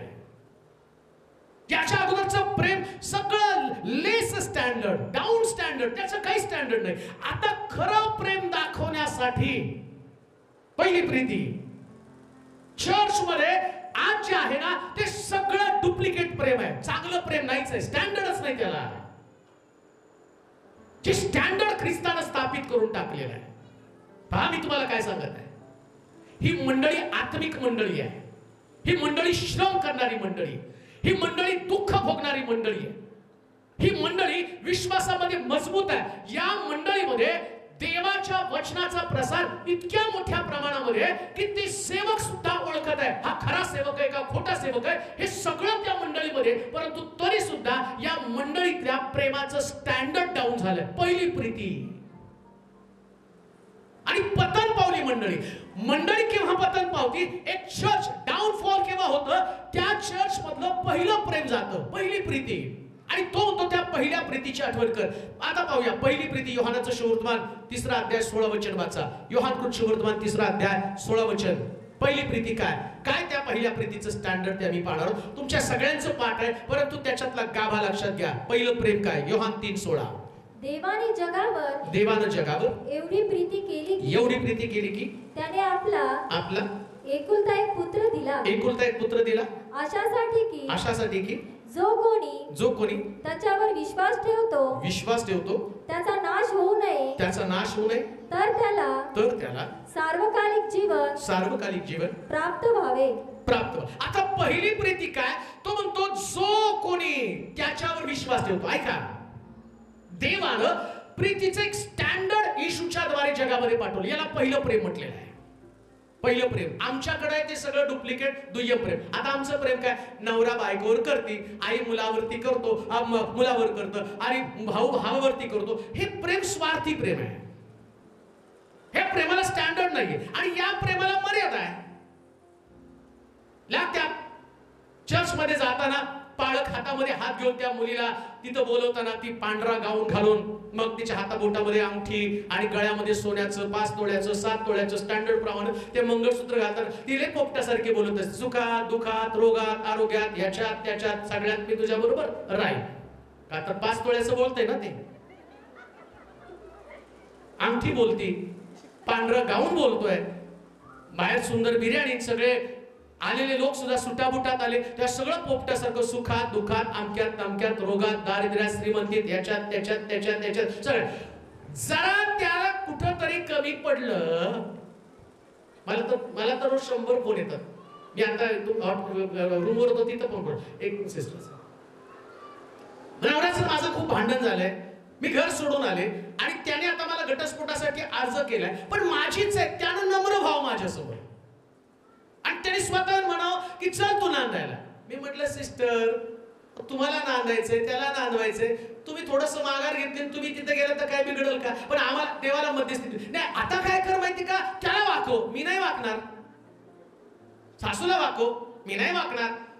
सासूचं मत किती हुशार आहे. पण माझ्या प्रार्थनेने जर सासू नवरा जर बदलायला तर रांगा लागतील की माझ्याकडे. आणि सगळ्या सासा वाकलेल्याच असतील, सुना ताट घेतले असेल. तिलोरे पास्टरच्या प्रार्थनेने सासू वाकली, तिलोरे पास्टरच्या प्रार्थनेने माझा नवरा आला आणि त्यानं मला माफी मागितली. एवढं सोपं देवानं ठेवलं का? देवानं प्रीतीचं एक स्टँडर्ड दिलं. आणि स्टँडर्ड काय माहिती का? आम्ही वाईट असताना तो आमच्यासाठी मरण पावला. हे स्टँडर्ड आहे. हे प्रीतीचं स्टँडर्ड आहे. आणि या स्टँडर्ड मध्ये हे पहिलं प्रेम काय माहिती का? या पहिल्या प्रेमाचं वैशिष्ट्य काय माहिती का? समोरचा व्यक्ती प्रीतीसाठी लायक नसतो पण तरी सुद्धा त्या व्यक्तीला प्रेम दिलं जातं. याला प्रीतीचं स्टँडर्ड म्हटलेलं आहे. हे प्रीतीचं स्टँडर्ड. तो लायक नाही त्याच्यासाठी. लायक व्यक्तीवरती प्रेम करणं हे प्रेमाचं स्टँडर्डच नाहीये. आज मंडळीमध्ये तुम्ही तुमच्या लायक असणाऱ्या व्यक्तीवरती प्रेम करता. कदाचित त्याचं पद असेल, कदाचित त्याची प्रतिष्ठा असेल, कदाचित त्याच्याकडे पैसा असेल, कदाचित सौंदर्य असेल, कदाचित त्याचं बॅकग्राऊंड चांगलं असेल. ऐका, आज मंडळीचं स्टँडर्ड काय, कोणाला प्रेम दिलं जातं, काय लोकांचा दोष आहे, काय लोकांची कुरकुर आहे मंडळीमध्ये. तुम्हाला वाटतं का एक व्यक्ती चर्च मध्ये आल्यावर, मी ऐका बरं का, एक गोष्ट तुम्हाला सांगत आहे, महत्वाची गोष्ट सांगतो. एक व्यक्ती तुमच्या चर्च मध्ये आल्यावर जर ती व्यक्ती त्या व्यक्तींकडनं दुखावली गेली, मंडळीतल्या लोकांकडनं, ज्याला प्रेम दाखवायला पाहिजे आणि ते प्रेम तुम्ही दाखवलं नाही आणि ती व्यक्ती रडती, मग तुम्हाला काय वाटतं? रडणाऱ्या व्यक्तीला देव पाहत नाही आणि त्या मंडळीचं हे सगळं धार्मिक जीवन सुवार्ता प्रसार करतं. त्यानंतर मी पाहतो दुःख त्या मंडळीने भोगलेले, सगळं चांगल्या चांगल्या गोष्टी, स्टँडर्ड शिक्षण त्यांच्याकडे, पण मंडळीमध्ये आलेल्या व्यक्तीला दुखावण्याचं काम त्या लोकांनी केलं का? तर यांच्याकडे प्रीतीचं स्टँडर्ड नाहीये. पहिलं प्रेम, पहिलं प्रेम, या प्रेमामध्ये कुर्बानी आहे. या पहिल्या प्रेमामध्ये कुर्बानी आहे. या पहिल्या प्रेमामध्ये समर्पण आहे.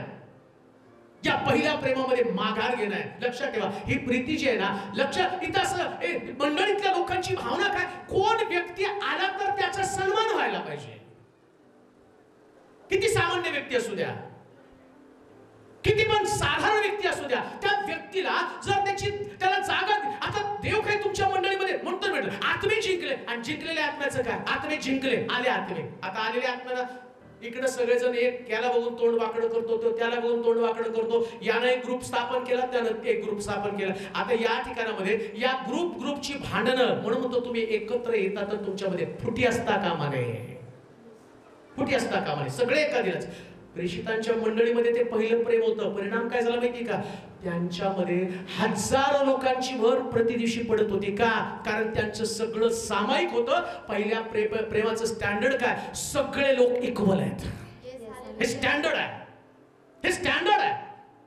आणि ज्या मंडळीमध्ये हे पहिलं प्रेम नाही, त्या मंडळीमध्ये लोक स्वार्थी बनलेले आहेत. स्वार्थी, माझा ग्रुप, माझं ऐकलं पाहिजे लोकांनी, माझ्यावरती प्रेम केलं पाहिजे. आणि तुम्हाला एक गोष्ट सांगू का माहिती का?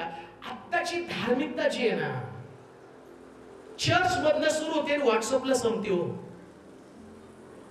ते डीपी आणि स्टेटस सगळं ऐकायचं आणि घरी गेल्यावर असं तोंड भांडता येत नाही. मग तो टोमना कुठं मारायचा? स्टेटसवर. आणि म्हणजे तिथं चप्पल मारली तर तिथं थोबड फोडतील ना. बरं, आता माझा डीपी काय मी तुमच्यासाठी ठेवला का? माझे हजार लोक बघतात, पण डोक्यात तर ते असतं ना.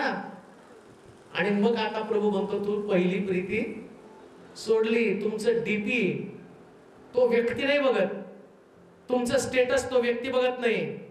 जगाला पारखणारा देव तुमची धार्मिकता पारखत असतो.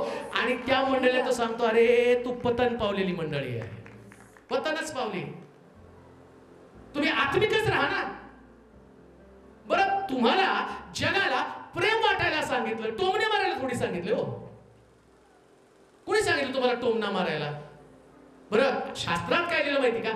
एखादा व्यक्ती जर चुकला तर त्याचे दोष पत्रामध्ये घाल. दोष नाही पदरात घाल. आम्ही सगळ्या गावाला दोष जाहीर करतो, घराघरात जाऊन सांगतो, आणि मग परत चर्च मध्ये आलो तर जगाचं तारण होऊ दे. अरे तारण होणाऱ्या लोकांचं घराघरात जाऊन बोलता तुम्ही, लोकांचं कसं तारण होणार आहे? ख्रिस्त गाजवा, कोणा व्यक्तीचं नाव गाजवू नका. ख्रिस्त गाजवा, लोकांना ख्रिस्त दिसू द्या. अजून एक गोष्ट तुम्हाला सांगतो, येशू येईपर्यंत जगात कोणी पूर्ण होणार नाही. पूर्ण येशू ख्रिस्त आल्यावरच सगळे होणार आहे. आणि देव जसं तुमच्यातली धार्मिक चांगल्या गोष्टी पाहतो, तसं त्या व्यक्तीतलं पण धार्मिक जीवन थोडंसं पाहणार आहे. तो शमनुनी स्त्रीला तो म्हटला, जाई तुझा नवरा बोलू ना. त्याला माहिती होतं तिच्याकडे नवरा नाहीये. आता विचार करा, ऐका बरं का, सगळं बातचीत झाली तिथं, सगळं काही तासाचा अवधी, काही तासामध्ये संभाषण, चर्चा झाली, शिष्य आले, शमुरणात गेली, आणि काही तासातच तिने अख्खा शमुरण आणला. आता विचार करा, माझ्यासारखं बाळकात म्हणलं असतं, सिस्टर पहिले तुम्ही पश्चातापाची प्रार्थना करा, 3 आठवडे चर्च मध्ये साक्ष द्यायची, सगळं मग तुम्ही बाकीचं सांगायचं, पण येशूनं तिला तसं केलं नाही, त्याचं काम होतं. माझं प्रेम काय, जो कोणी त्याच्यावर विश्वास ठेवतो त्याचा नाश होऊ नये, तर त्याला सार्वकालिक जीवन प्राप्त व्हावं. हे स्टँडर्ड प्रीती आहे प्रिया. कोणाला दोष देऊ नका, कोणालाच नाही प्रियानो. आज चर्च मध्ये जर तुम्ही बघितलं ना, तर लोक एकमेकाचा दोष सांगण्यामध्ये स्वतःला धन्य मानत आहे. हे मानत जगावर एवढी मोठी प्रीती केली आणि त्या प्रीतीची शिक्षण आज आम्ही विसरून गेलेलो आहे. मग ते 5:43-48 वाचा बरं. मग त्याचं शुभवर्तमान 5:43, जे स्टँडर्ड प्रीती, पहिलं प्रेम त्याच्या संबंधाने बोललं. मग त्याचं शुभवर्तमान 5:43 पासून 48 पर्यंत वचन वाचा. आपल्या शेजाऱ्यावर प्रीती कर व आपल्या वैराचा द्वेष कर. वैराचा द्वेष कर असे सांगितले. असं सांगितलं होते. असं सांगितलं होतं. हे तुम्ही ऐकले आहे. हे तुम्ही ऐकलं आहे. मी तर तुम्हाला सांगतो, तुम्ही आपल्या वैरांवर प्रीती करा आणि जे तुमचा छळ करतात त्यांच्यासाठी प्रार्थना करा. अशासाठी की तुम्ही आपल्या स्वर्गातील पित्याचे पुत्र व्हावे. कारण तो वाईटावर व चांगल्यावर आपला सूर्य उगवतो आणि नीतिमानांना व अनितिमानांवर पाऊस पाडतो. कारण जे तुमच्यावर प्रीती करतात त्यांच्यावर तुम्ही प्रीती केली तर तुमचे प्रतिफळ काय. जकातदारही तसेच करतात नाही का. आणि तुम्ही आपल्या बंधुजनांना मात्र प्रणाम करता. तर त्यात विशेष ते काय करता. परराष्ट्रीय सुद्धा तसेच करीतात. आता त्यानं प्रीतीचं तुमचं स्टँडर्ड दाखवलं. काय स्टँडर्ड दाखवलं. बंधुजनांना प्रीती करता. आमच्या प्रेज द लॉर्ड मध्ये सुद्धा पार्शलिटी, राजकारण त्याच्यात सुद्धा आहे. जे आम्हाला पटतं, चांगले त्यांना प्रेज द लॉर्ड, आणि ज्यांच्याशी पटत नाही त्यांना तोंड फिरून निघून जातो. ओलांडणाचं सण त्यांना ओलांडून जायचं पुढं. तोंड परराष्ट्रीय पण तसंच करतात. आज काय, राष्ट्रवादी वेगळं, काँग्रेस वेगळं, बीजेपी वेगळं. ते त्यांच्या लोकांचं गुणगान करतात, त्यांच्या लोकांमध्ये बसतात. आमच्याकडे काय, मग चर्च मध्ये आल्यावर पण आम्ही जाताना सांगू, त्यांच्या हातात हात दिला तर हातच जागेवर राहणार नाही. आणि चर्चला चालले, आणि चर्च धार्मिक आहे, संजीवन आणताय, पळापळी करतं, इकडे जातं तिकडे जातं, दुःख भोगणारं चर्च आहे. आणि प्रभूनं काय पाहिलं, प्रभूनं पाहिलं यांचं प्रेज द लॉर्ड सुद्धा त्याच्यामध्ये पण मिक्सचर आहे, भेसळ आहे. बंधुजन कुणाला बंधूंना आणि प्रेज द लॉर्ड करतात, प्रणाम करतात. कोणाला प्रणाम करतात, ज्यांचं पटतं त्यांना प्रणाम आहे. आणि कसलं प्रेम आहे मग तुमचं, हे कुठलं स्टँडर्डचं प्रेम आहे. अहो, इकडं प्रेमासंबंधाने तो म्हणतो, असं लिहिलं आपल्या वैराचा द्वेष कर, आधी अगोदर लिहिलं असं लिहिलं. आता नाही तसं, आता वैरावर पण प्रीती कर म्हटलेलं आहे. वैरावर प्रीती करायला सांगितलं. तुम्ही एकमेकांमध्ये प्रीती करतात, जे तुमचं चांगलं करतात त्यांच्यावर प्रीती करतात. तो त्याच्यात काय विशेष आहे, काय विशेष आहे. अब तुम्हाला चांगलं बोलणाऱ्या लोकांच्या हातामध्ये हात देता, आणि जे लोक तुमच्या विरोधात बोलतात त्यांना तुम्ही हातामध्ये हात देत नाही. आणि तुम्ही म्हणता देवप्रीती आहे. पोपटासारखं नाही का. पहिलं त्या लेकराला मोठं झाल्यावर पहिलं वचन, बोबड्या बोल, माझं बोल बाळा, देवप्रीती आहे, देवप्रीती आहे. ते बोलतो देवप्रीती आहे, हा देवप्रीती आहे. अरे तुझ्यात कुठं आहे देवप्रीती आहे, बरोबर आहे, तुझ्यात आहे का. पण ते चर्च मध्ये दिसलं पाहिजे ना. अंतिम दिवसामध्ये, शेवटच्या टप्प्यामध्ये, प्रभू येशू ख्रिस्त येण्याच्या अगोदर अंतिम चेतावणी काय, मंडळीनं पहिलं प्रेम, स्टँडर्ड लेवलचं प्रेम. ऐका, आमच्या चर्च मध्ये आज ते स्टँडर्ड लेवलचं प्रेम आहे का. कोणतं प्रेम, वैरावर सुद्धा आमचं अंतःकरण बसलेलं आहे, त्याच्यासाठी आम्ही प्रार्थना करत आहोत. तर तुमच्या अंतःकरणामध्ये प्रीती आहे. शत्रुत्व संपलं पाहिजे हो. आज आमच्या अंतःकरणामध्ये द्वेष भावना प्रचंड प्रमाणामध्ये. आज आम्ही प्रार्थना करताना सुद्धा आमच्या डोळ्यासमोर त्या व्यक्ती येतात की ज्या व्यक्तीने आम्हाला त्रास दिलेला आहे. आता तो चर्चकडे पाहताना काय पाहतो, तो म्हणतो धार्मिक चर्च आहे, पण या चर्च मध्ये द्वेष भावना प्रचंड प्रमाणामध्ये. आणि आज मंडळीची खरी शोकांतिका काय माहिती का, लोकांच्या मनामध्ये शत्रुत्व वाढलेलं आहे, शत्रुत्व वाढलेलं आहे. आणि देव या शत्रुत्वाचा निषेध करत आहे. बाकीचं सोडून द्या हो. सेवक लोकांनी तरी एकत्र येऊन दाखवा, मग मी म्हणेल खरंच एकमेकाला बघितलं डोकं फिरतं. मंडळांचं तर किती फिरणार आहे, कारण तोच अभिषेक सगळ्यांमध्ये घुसायला लागला ना. आम्हाला चालत नाही हा सेवक तो सेवक म्हटलं, आणि सुवार्ता प्रसार आमच्यासारखा कोणी करत नाही. आणि सुवार्ता प्रसार पण आणि डोक्यामध्ये सगळं नकारात्मक विचार. इथं मला वाटतं पहिले योहान त्याचा 3रा अध्याय 13 ते 20 मला संपवायचंय, परंतु काही वचनं तुम्हाला त्या ठिकाणामध्ये शेवटच्या मंडळीला दिलेली फार मोठी चेतावणी. पहिले योहान 3रा अध्याय 13 ते 20 वचन पटकन वाचा. पहिले योहान 3रा अध्याय 13 ते 20 वचन. बंधूंनो, जग तुमचा द्वेष करीते, जग तुमचा द्वेष करतं, ह्याचे आश्चर्य मानू नका.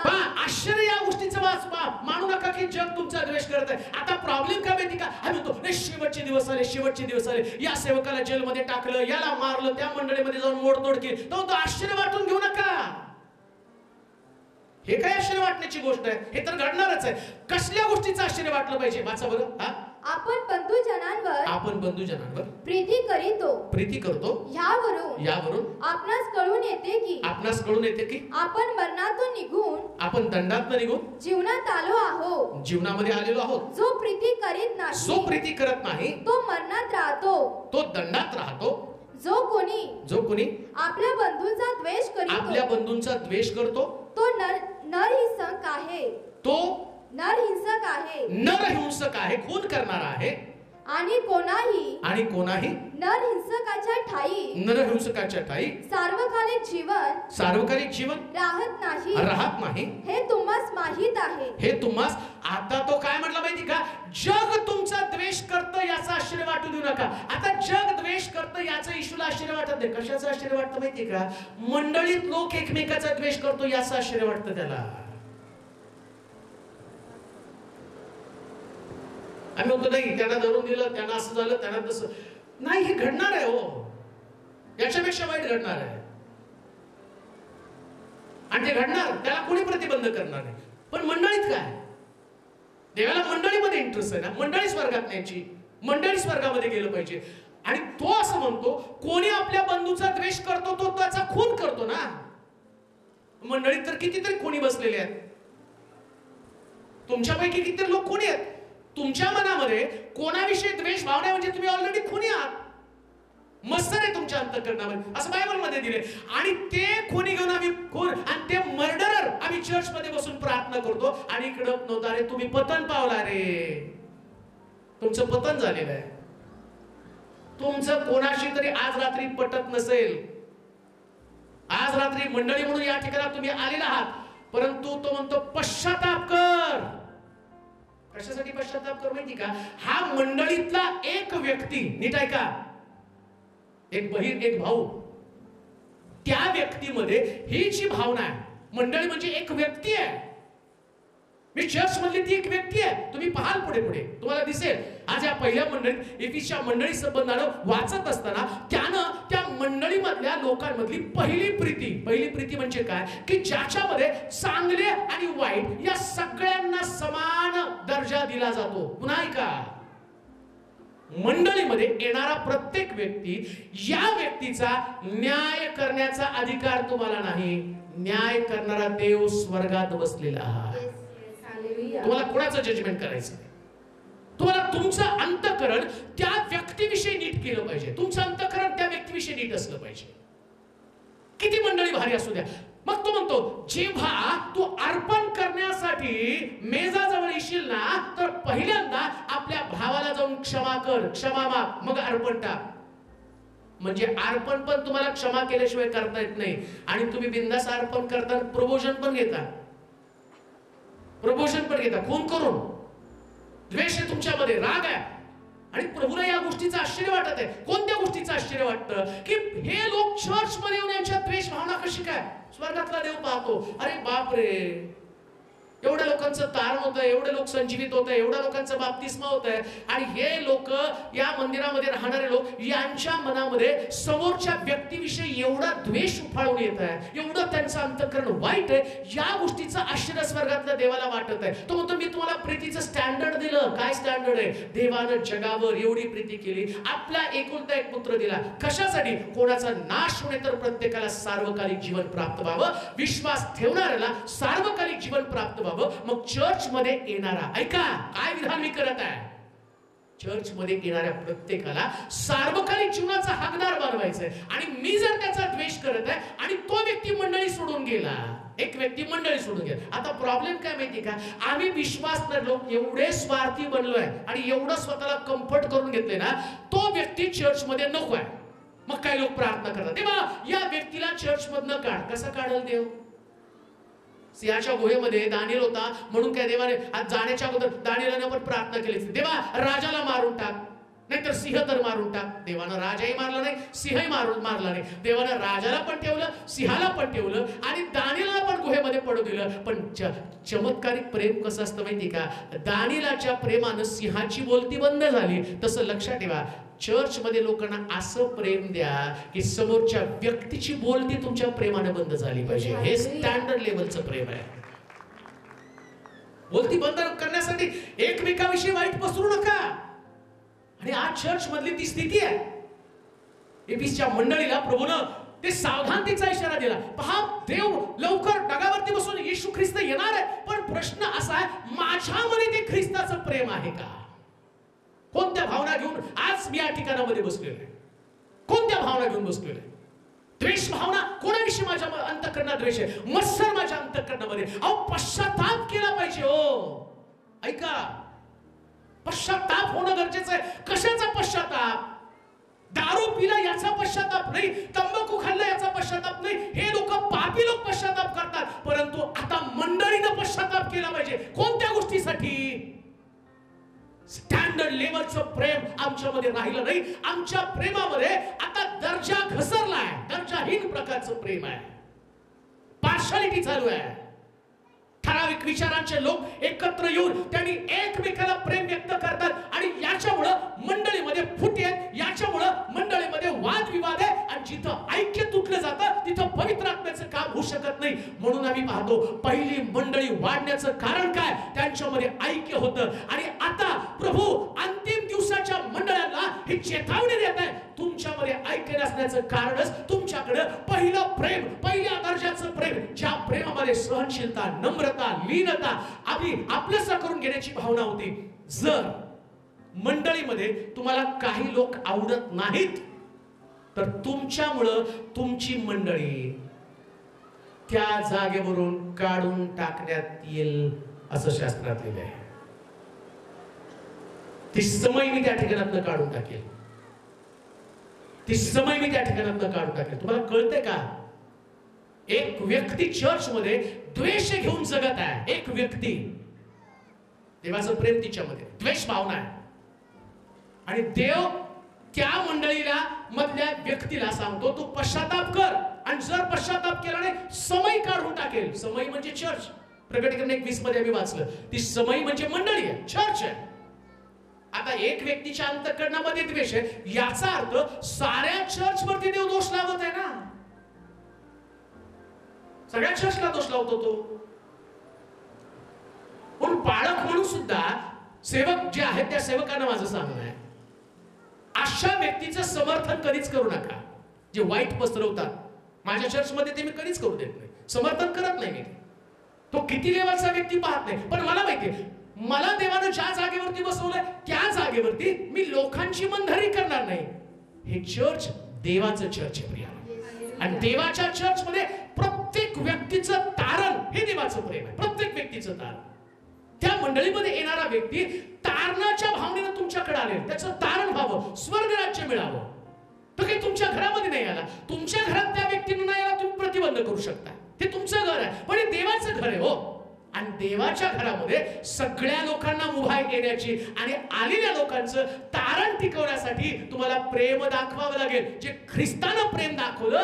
आणि जर येशूच्या प्रेमानं एक व्यभिचारी स्त्री बदलली आणि अख्खा शंभरण बदलला, तुम्ही जर प्रेम दाखवलं तर गावच्या गाव बदलायला वेळ लागला नाही. ठिकाणं बदलतील, गल्ल्या बदलतील. आणि जेव्हा प्रभू पाहिल या मंडळीकडे, तो म्हणेल, अरे आता या मंडळीमध्ये कुठला दोष नाही. ऐका चर्च, आज रात्रीची गोष्ट मी तुम्हाला सांगत आहे. ज्या मंडळीचे तुम्ही भाग आहात, या मंडळीला जर ज्या भागात प्रभूनं रोपलंय त्या भागामध्ये तिनं मोठं काम करावं, अद्भुत काम करावं.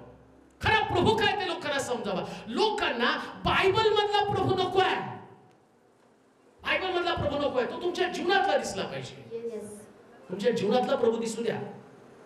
बायबल देऊन काय तुम्ही लोकांचं तारण साधणार आहे? अहो तुमच्यामध्येच वादविवाद फुटयात, तुमचंच एकमेकाशी पटत नाही, बाहेरच्या लोकांचं येऊन काय तारण? आम्ही आमचा देश बांधावा, आमच्या देशाचं तारण कर. अरे देशाचं तारण नंतर होईल, पहिले तुम्ही आहे त्या लोकांचं तर तारण नीट राहू द्या, त्यांना टिकू द्या ना. हताश होणार, निराश होणार आणि ती व्यक्ती चर्च सोडून जाणार. जर ते पहिलं प्रेम, ऍक्टिव्ह मंडळी आहे पण मंडळी मधलं पहिलं प्रेम नाही, स्टँडर्ड प्रेम नाही, आणि तो म्हटला पतन पावलेली मंडळी. पहिलं प्रेम नाही तर मंडळीचं पतन झालंय. दारू पिती म्हणून पतन नाही झालं, व्यभिचार करती म्हणून पतन नाही झालं. ती मंडळी पहिलं प्रेम तिच्यामध्ये नाही म्हणून तिचं पतन झालेलं आहे. पहिलं प्रेम, तारण देणारं प्रेम, आपलंसं करणारं प्रेम, चांगल्यावरती आणि वाईटावरती सारखं प्रेम करणारं. आणि मंडळी लक्षात ठेवा, सगळ्यांवर सारखी प्रीती करा. हे देवाच्या प्रीतीचं स्टँडर्ड आहे. देवाचे प्रिय लोक, जेव्हा आज या मंडळीकडे तुम्ही पाहाल ना, तुम्ही तुमच्या नजरेतनं पहा, प्रभू मी एका मंडळीचा भाग आहे. माझी मंडळी तिची समय काढून टाकली जाऊ दे नकोस, तर माझ्या मंडळीला 7 समयांमध्ये माझी मंडळी टिकून राहिली पाहिजे. 7 मंडळ्या, एक मंडळी एक समय जर काढून घेतली तर या 7 मंडळांचं गौरव वाढणार आहे. पण मंडळीमध्ये जर आज मंडळीतल्या लोकांनी पश्चाताप केला, प्रभू कुठंतरी चुकलोय कुठंतरी, आम्ही 100% तुम्ही चुकलेला आहात, 100% मी सुद्धा चुकलोय लोकांना मानवले. आणि प्रभू फार निराश आणि हताश होऊन सुरुवातच करताना इफिसकराच्या मंडळीला तो सांगतो, आज जर तू पश्चाताप केला नाही तर तुझी समय तुझ्यापासून काढून टाकण्यात येईल. त्या मंडळीसाठी ख्रिस्तानं क्रुसावरती प्राण अर्पण केला, आपल्या खुशीमध्ये भाला बसून घेतला. पण तो म्हणतो ही मंडळीच अस्तित्वात राहणार नाही. नीट ऐका, गंभीर व्हा, मंडळी दिसणारच नाही. वाढलेलं चर्च एक दिवशी संपून जाईल. लक्षात ठेवा, चर्च किती पण वाढेल पण प्रीती नसलेलं चर्च एका रात्रीमध्ये उद्ध्वस्त होऊन जाईल. पण ज्या मंडळीमध्ये प्रीती असेल ना, त्या चर्चची सुरुवात छोटीशी असेल पण कालांतरानं एका ख्रिस्तानं अख्ख्या भारत देशामध्ये, जगामध्ये उलथापालथ केली. लक्षात ठेवा, आज या गावाला ख्रिस्त माहित नव्हता पण ख्रिस्ताच्या प्रीतीनं तुम्हाला आणि मला जिंकलं. आणि ख्रिस्ताची प्रीती आमच्यामध्ये येईल तर किती गावं आम्ही जिंकू, किती ठिकाणातले लोक बदलले जातील, तुम्ही कल्पना सुद्धा करू शकत नाही. पण एक गोष्ट ध्यानात ठेवा, मंडळी या नात्यानं मला पश्चाताप करणं गरजेचं आहे. रडलं पाहिजे देवाकडे, देवा असं हृदय स्वच्छ कर, माझं अंतःकरण नीट कर, द्वेष भावना माझ्यातनं निघून जाऊ दे, माझं हृदय नीट कर, मला जाणीव होऊ दे मी कोणातरी व्यक्तीच्या अंतःकरणामध्ये द्वेष घेऊन जगत आहे. आत्मिक जीवन जगताना कोणातरी व्यक्तीविषयी माझ्यामध्ये ईर्ष्या आहे, स्पर्धा आहे. लक्षात ठेवा, तुमच्या जीवनातली स्पर्धा ही मंडळीसाठी हानिकारक आहे. कित्येक वेळा ईर्ष्या घेऊन आम्ही जगत आहोत. गाणाऱ्यांबरोबर, वाजवणाऱ्यांबरोबर आणि सेवा करणाऱ्यांबरोबर किती आमच्या स्पर्धा, किती आमच्या ईर्ष्या. आणि ईर्ष्येचं कारण काय? त्या व्यक्तीशी तुमची स्पर्धा. अहो, या स्पर्धेमुळे मंडळीचा नाश होणार आहे, मंडळी उद्ध्वस्त होऊन जाणार आहे, देवाचा कोप मंडळीवरती होणार आहे. आणि तो म्हटला, या मंडळीला तिच्या ठिकाणात मी काढून टाकणार आहे. काय तुम्हाला वाटतं का एवढं सुंदर गौरवी चर्च एका छोट्याशा चुकीमुळे उद्ध्वस्त होऊन जावं? बंद करा ते तुमचं वादविवाद, आपापसातले वादविवाद, भांडणं, एकमेका संबंधाची ईर्ष्या काढून टाका. पश्चाताप करा. काय पश्चाताप करायचं? प्रभूजी, कालपर्यंत मी माझ्या पापाचा पश्चाताप केला पण आज मंडळीतल्या त्या असणाऱ्या गोष्टींसाठी पश्चाताप करत आहे. पश्चाताप होणं फार गरजेचं आहे. खरं आत्मिक जीवन हे हृदयामध्ये असतं प्रियानो. आणि शास्त्र काय सांगतं माहिती का, बऱ्याच गोष्टी प्रीती संबंधात आहेत, पण मला तुम्हाला एंड करायचा आहे वेळेच्या अभावी. इथे मी थांबतो आणि तुम्हाला सांगतो, तुमची एकमेकावर प्रीती असेल तरच लोक तुम्हाला माझे शिष्य म्हणतील. तुम्हाला शिष्य तोपर्यंत बाप्तिस्मा झाला म्हणून शिष्य नाही तुम्हाला. बाप्तिस्मा ही शिष्यत्वाची पहिली पायरी, पण ओळख काय तर प्रीती. कोणती प्रीती? पहिली प्रीती. ज्याच्यामध्ये द्वेष नाही ती पहिली प्रीती. म्हणून देवाचे प्रिय लोक, आज पहिला संदेश इफिसच्या मंडळीचा, पहिलं टीचिंग इफिसच्या मंडळीचं होतं. दुसरं टीचिंग आम्ही उद्या पाहणार आहोत. पण जाता जाता एक गोष्ट तुम्हाला सांगतो, पश्चाताप केल्याशिवाय जाऊ नका. पश्चाताप केल्याशिवाय जाऊ नका. हृदय नीट केल्याशिवाय जाऊ नका. अजिबात जाऊ नका. जर तुमचं हृदय नीट नसेल तर मंडळी आपल्या स्थानावर कधी राहणार नाही.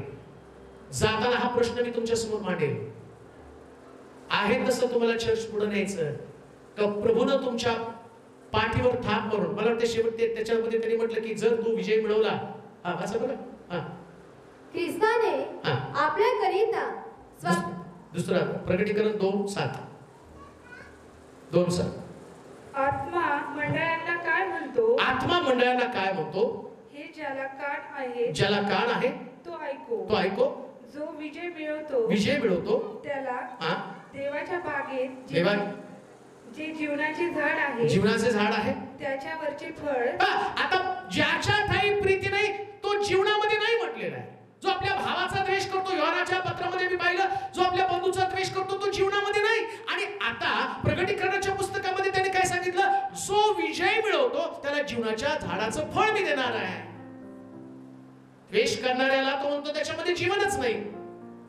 म्हणजे तुम्ही तुमच्या द्वेषावरती विजय मिळवता तेव्हा तुम्हाला जीवनाच्या झाडाचं फळ मिळतं. मंडळीला, मंडळीमध्ये जर द्वेष असेल तर ते झाड, जीवनाचं झाडाचं फळ मिळणार कसं? म्हणजे सार्वकालिक जीवन कसं मिळणार आहे? कोणत्या कारणानं मंडळीचं सार्वकालिक जीवन हुकणार आहे? द्वेषामुळं. आपल्या भावाचा द्वेष, आपल्या बहिणीचा द्वेष, मंडळीतल्या लोकांचा द्वेष. तुम्ही द्वेष घेऊन जीवन जगला तर जीवनाच्या झाडाचं फळ मिळणार नाही. म्हणजे तुम्हाला तुमच्या इमोशन्स, द्वेष हे इमोशन्स आहेत, भावना आहेत त्या, आणि तुम्हाला तुमच्या भावना कंट्रोल करायला पाहिजे. स्वर्गामध्ये भावुक लोक जाणार नाही, भावनेवरती कंट्रोल करणारे लोक जाणार आहेत. भावनेवरती कंट्रोल करता आला पाहिजे. राग येणं साहजिक आहे, राग टिकवणं म्हणजे तुमच्या भावनेवरती तुम्ही विजय मिळवता. त्याच गोष्टी करू नका रिपीटेड.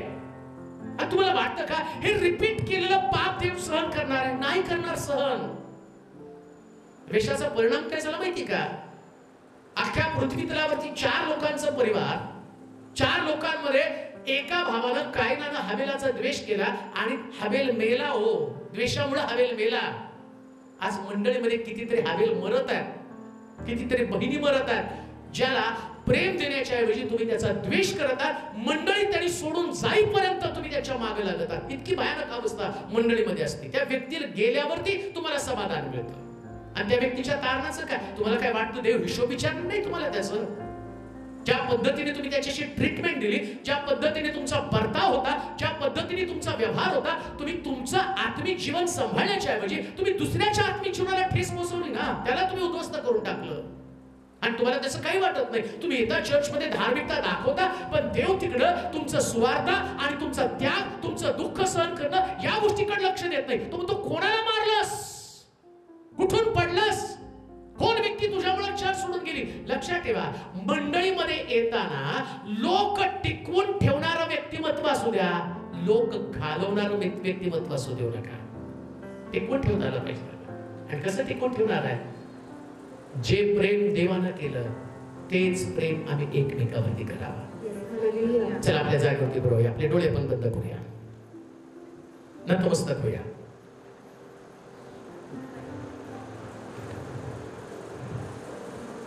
एफिसकराच्या मंडळीला ज्या पद्धतीचं पत्र प्रभूनं लिहिलं, परंतु ते पत्र त्या मंडळीसाठी नाही तर आज ते व्यक्तिगत माझ्यासाठी आहे.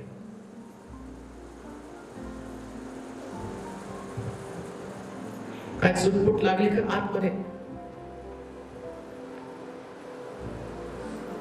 किती धार्मिक मंडळी आहे, सेवकाची पारख करणारी मंडळी आहे, श्रम करणारी मंडळी आहे, ख्रिस्ताबरोबर दुःख भोगणारी मंडळी आहे. परंतु प्रभूनं त्या लोकांकडे पाहिलं आणि त्याला वाईट वाटलं. आपल्या बंधूचा द्वेष करणारी, पहिलं प्रेम विसरणारी ही मंडळी आहे. आता फक्त स्वतःकडे लक्ष द्या, स्वतःकडे पहा. आठवा, ती व्यक्ती, ज्या व्यक्तीचा तुम्ही द्वेष करतात तिच्यावर तुम्ही प्रेम करू शकत नाही. एक व्यक्ती आहे तुमच्या डोळ्यासमोर, कदाचित तिने तुमचा अपमान केला असेल, कदाचित तिचा व्यवहार तुमच्यासाठी चांगला नसेल, कदाचित तुमचे द्वेषपूर्ण संबंध तुमच्या स्वभावामुळे सुद्धा असतील. ईर्ष्या, स्पर्धा. प्रभूला प्रथम स्थानी ठेवण्याच्या ऐवजी मी स्वतःला प्रथम स्थानी ठेवलं असेल, माझी जागा, माझं स्थान, याच्या पलीकडचं जीवन मी पाहिलं नाही. परंतु देव असताना मानव झाला, आपलं स्थान सोडला, नीतिमान असताना पाप्यासारखा वधस्तंभावरती गेला. त्यानं दाखवलं हे प्रेमाचं स्टँडर्ड, तो प्रेमाचा दर्जा. आज रात्री प्रेमाचा दर्जा उंच करूया. आपले हात उंच करू. ज्याला असं वाटतं की पवित्र आत्म्यानं मला स्पर्श करावा, ज्याला वाटतं माझं हृदय उघडलं जावं आणि प्रभूचं पहिलं प्रेम माझ्या अंतःकरणामध्ये यावं. ओ जीसस, तुम्हाला खरं आज रात्री वाटतं का प्रभूनं त्याच्या नवीन सामर्थ्यानं, नवीन अंतःकरणाने मला भरावं आणि माझ्या अंतःकरणात प्रेमाचे ते बबल्स, त्या बुडबुड्या उत्पन्न व्हाव्या की जे मला जीवनाच्या झाडाचं फळ देणार आहे. जीवनाच्या झाडाचं फळ. तू जर पश्चाताप केला नाही तर तुझी समही तुझ्यापासून काढून घेतली जाणार आहे. प्रतिसाद देऊया देवाला. कोणी तसं जाऊ नका. प्रिय भावा, प्रिय बहिणी, तसं जाऊ नकोस. ज्याला वाटतं की आज नव्यानं प्रभूला माझं समर्पण करायचंय, ज्याला वाटतं की प्रभूनं माझं अंतःकरण बदलायचं, त्यांनी पुढे या. ज्याला वाटतं की आज देवाच्या आत्म्याचं काम माझ्या अंतःकरणामध्ये व्हावं, तुमच्यासाठी प्रार्थना करावी असं वाटतं तर तुम्ही, ज्यांना वाटतं त्यांनी पुढे या. तुमच्यासाठी प्रार्थना करण्यात येईल. पवित्र आत्मा तुमचं मन, तुमचे विचार सर्व काही बदलून जातील. आपली जागा सोडा, पुढे या. जर वाटतं की देवाच्या वचनाला मी प्रतिसाद द्यावा, त्यामुळे ती जोडली जात नाहीत. काही गोष्टी तू मंडळीमध्ये पाहतो, आश्चर्यचकित होतो. थक्क करणाऱ्या गोष्टी आहेत. माफ करा मला. आम्ही बाहेरचा छळ पाहिला, आतमध्ये छळ चालू आहे, ते कोणीच लक्ष दिलेलं नाही. आतमध्ये आम्ही एकमेकाशी लढत आहोत. बाहेरचं युद्ध सोपं आहे, आतमधलं युद्ध कठीण आहे. बाहेर युद्ध असेल तर आतली मंडळी वाढेल, आतमध्ये युद्ध असेल तर मंडळी संपून जाणार आहे. आणि म्हणून तेव्हा आज आम्ही नम्र होत आहोत, अतिशय नम्र होत आहोत. या प्रिय लोकांना तुझ्या स्वाधीन करते. त्यांची हृदय तुटू दे. काहीची तुटलेली हृदय त्यांनी तुझ्या समोर मांडली. पवित्र आत्मा येऊन त्यांचा ताबा घे. एक चेंज, एक बदल त्यांच्यामध्ये जाणवू दे. जेव्हा ते घरी जातील, चर्च मध्ये येतील, त्या सगळ्यांसाठी त्यांच्या मनामध्ये सारखं प्रेम, स्टँडर्ड लव, दर्जेदार प्रीती, जे ख्रिस्तानं केली ती दर्जेदार प्रीती या लोकांच्या हृदयामध्ये. आज आमच्या प्रीतीचा दर्जा घसरला, आम्ही कबूल करत आहोत. आज रात्री तो दर्जा उंच केला जाऊ दे. आज एक मंडळी संपली, परंतु 6 मंडळ्या या लोकांना बदलून टाकणाऱ्या मंडळ्या असू दे. आपली अवस्था त्यांना समजू दे आणि एक मोठं रिव्हायवल त्याच्याद्वारे मंडळांमध्ये.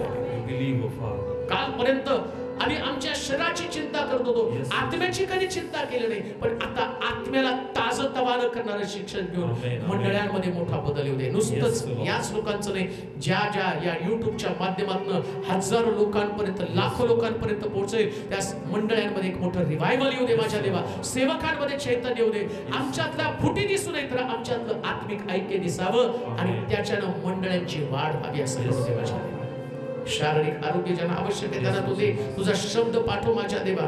आज लोक पिढा घेऊन या ठिकाणामध्ये आलेले आहेत, परंतु विश्वास माझा डोक्यावरती हात ठेवण्याच्या अगोदर तुझा आत्मा इथं आहे आणि तुझा आत्मा पाहत आहे आणि तो लोकांना बरं करत आहे. तो बरं करत आहे. तो आत्म्याचा स्पर्श जाणू दे. तुझं वचन पाठवून तो आम्हाला बरं करतो आणि तुझ्या वचनाच्या द्वारे लोकांची भेट घे माझ्या देवा.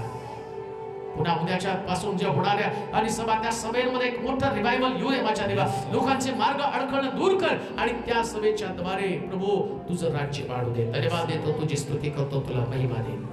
येशूच्या नावात ही प्रार्थना विनंती केली म्हणतोय. आमेन.